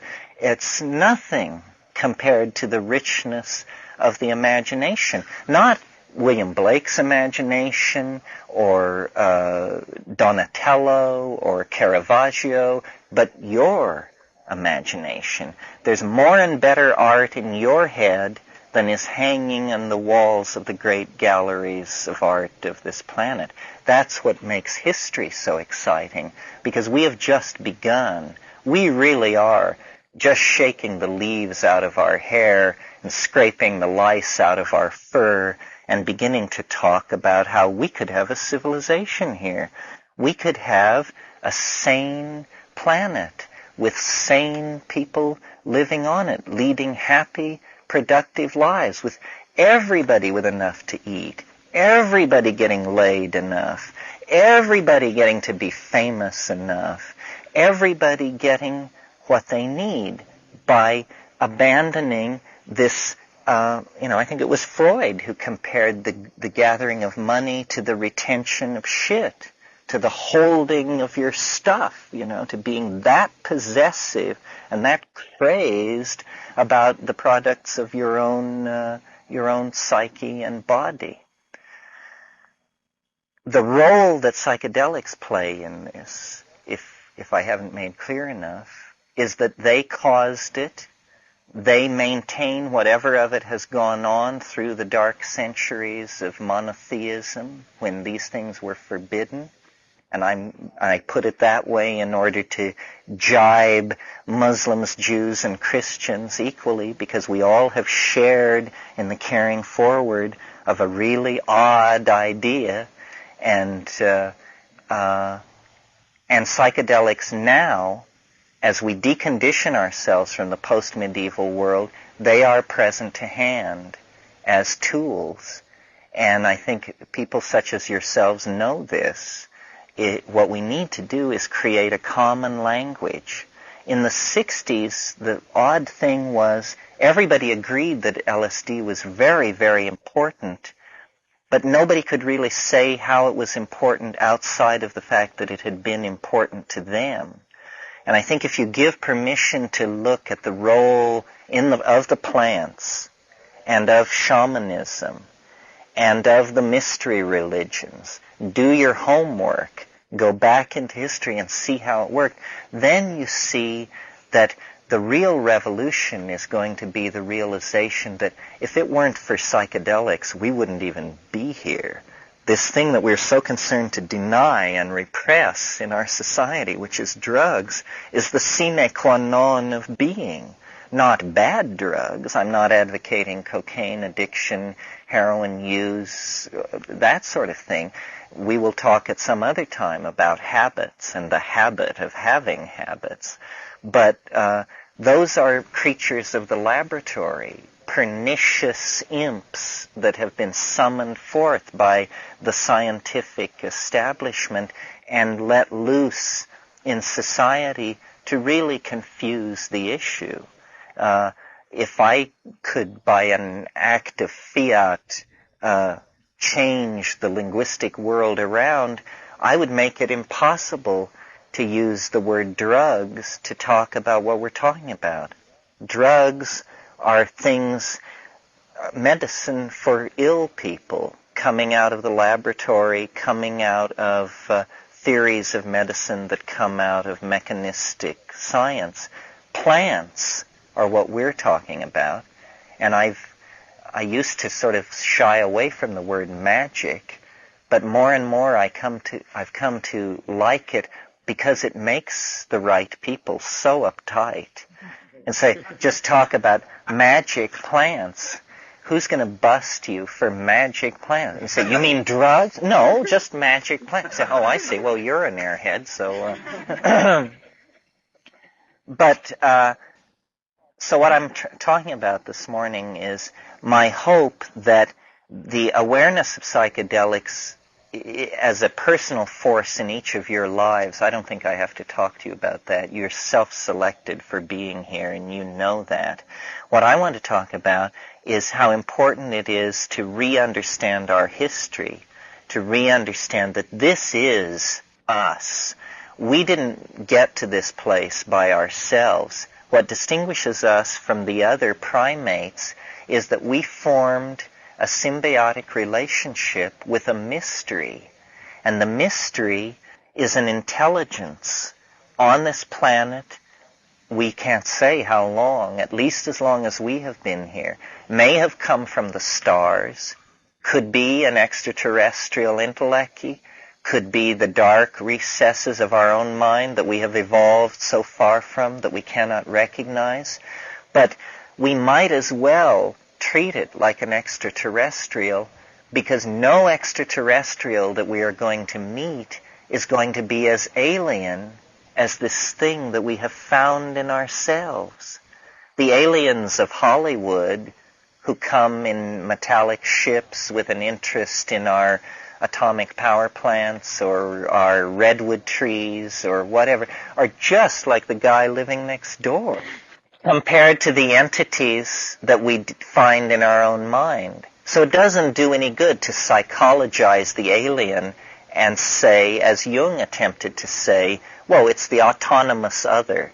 Autonomous psychic components in the human mind present themselves as elves, fairies, sprites, and aliens. Once you've met an elf, a sprite, a fairy, or an alien, you realize that waving the wand that says this is a component of your own psyche is just ludicrous. It's as ludicrous as me waving a wand at you and announcing that that's gotten rid of your existential validity because you're a part of my own psyche. You know, it's madness when applied to another person, and I think it's equally appropriate when applied to these entities contacted in the trance. To do that, to try to reduce it, to say, well, it's just the one part of my head talking to another, is to fall into this paternalistic scientific desire to have it all be very neat. How would it be if it's not neat at all? How would it be if nobody really knows what's going on? How would it be if understanding what reality is actually depended for you upon you? And that book by Fritjof Capra that you paid $18.95 for isn't going to do it. And neither is sitting at the feet of some guru. That it's serious business. And the first thing to understand is that nobody knows. That you're not looking for a teacher. It hasn't been found out. It's not sitting on the shelf of some library. It is being figured out now. And your job is to die with the state-of-the-art understanding having emerged into your mind 5 minutes before you got there.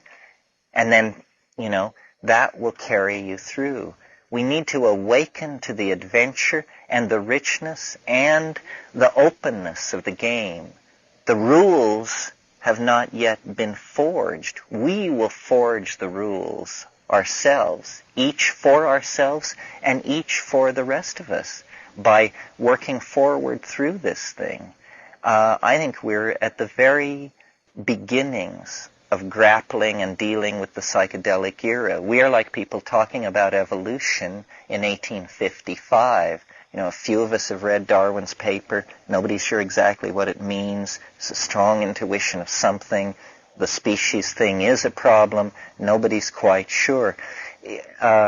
there's a new model of life and culture ahead of us, and it comes out of exploring with each other the places we have been by ourselves, the places that we have gone and been taken by the Spirit. I'd like to add something. Sure, This Nina. wonderful thing that Chesterton said about man being a woman. I think the essence of the psychedelic experience is surrender. Yes. And surrender is a feminine thing. That's right. It's terribly difficult for most men That's to right. surrender. That's right. And women surrender when they give birth. I mean, you must. If it's natural childbirth, you just realize this tiger has you, and there's no backing out, walking away, postponing, skipping over. And yes, so it's the tension between the ego and surrender, and the psychedelics mean surrender. I thought I talked somewhat about the problem of the alien. It's a rich problem, and people probably have experiences which weigh upon it. It's really in the particulars of meeting this thing. If someone had never taken psychedelics and had no interest in it, and had come here because they thought this was the Traegering group, I think they would be truly alarmed and disturbed by what they hear, because we appear to be mad people, because we appear to be fully engaged with an unseen, invisible world. We're calling it the cause of history, the purpose for the future, and the basis for everything going on between us. But nobody said life was simple, because every single person who does this is seeing things no human eye has ever fallen upon. And it is a realm of ideas, and we do each bring back different souvenirs from that place. We are all equally qualified. We don't know who will spot the whale, but everyone should have their eye peeled, because that's what we're doing. We're searching for an encounter with Leviathan. Nature is God.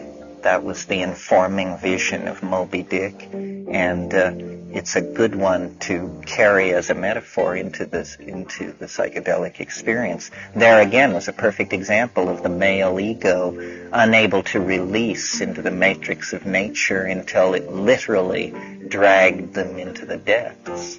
But thank you very much for your attention.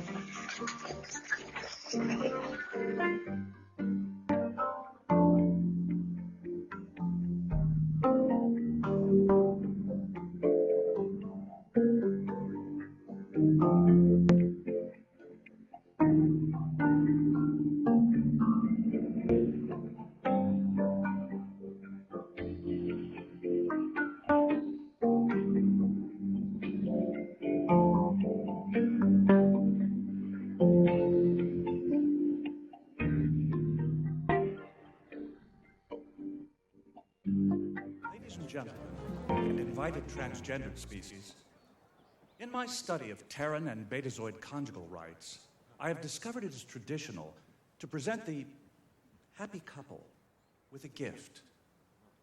Given Commander Riker's affection for archaic musical forms, I have elected to present the following as my gift, in honor of their conjugation.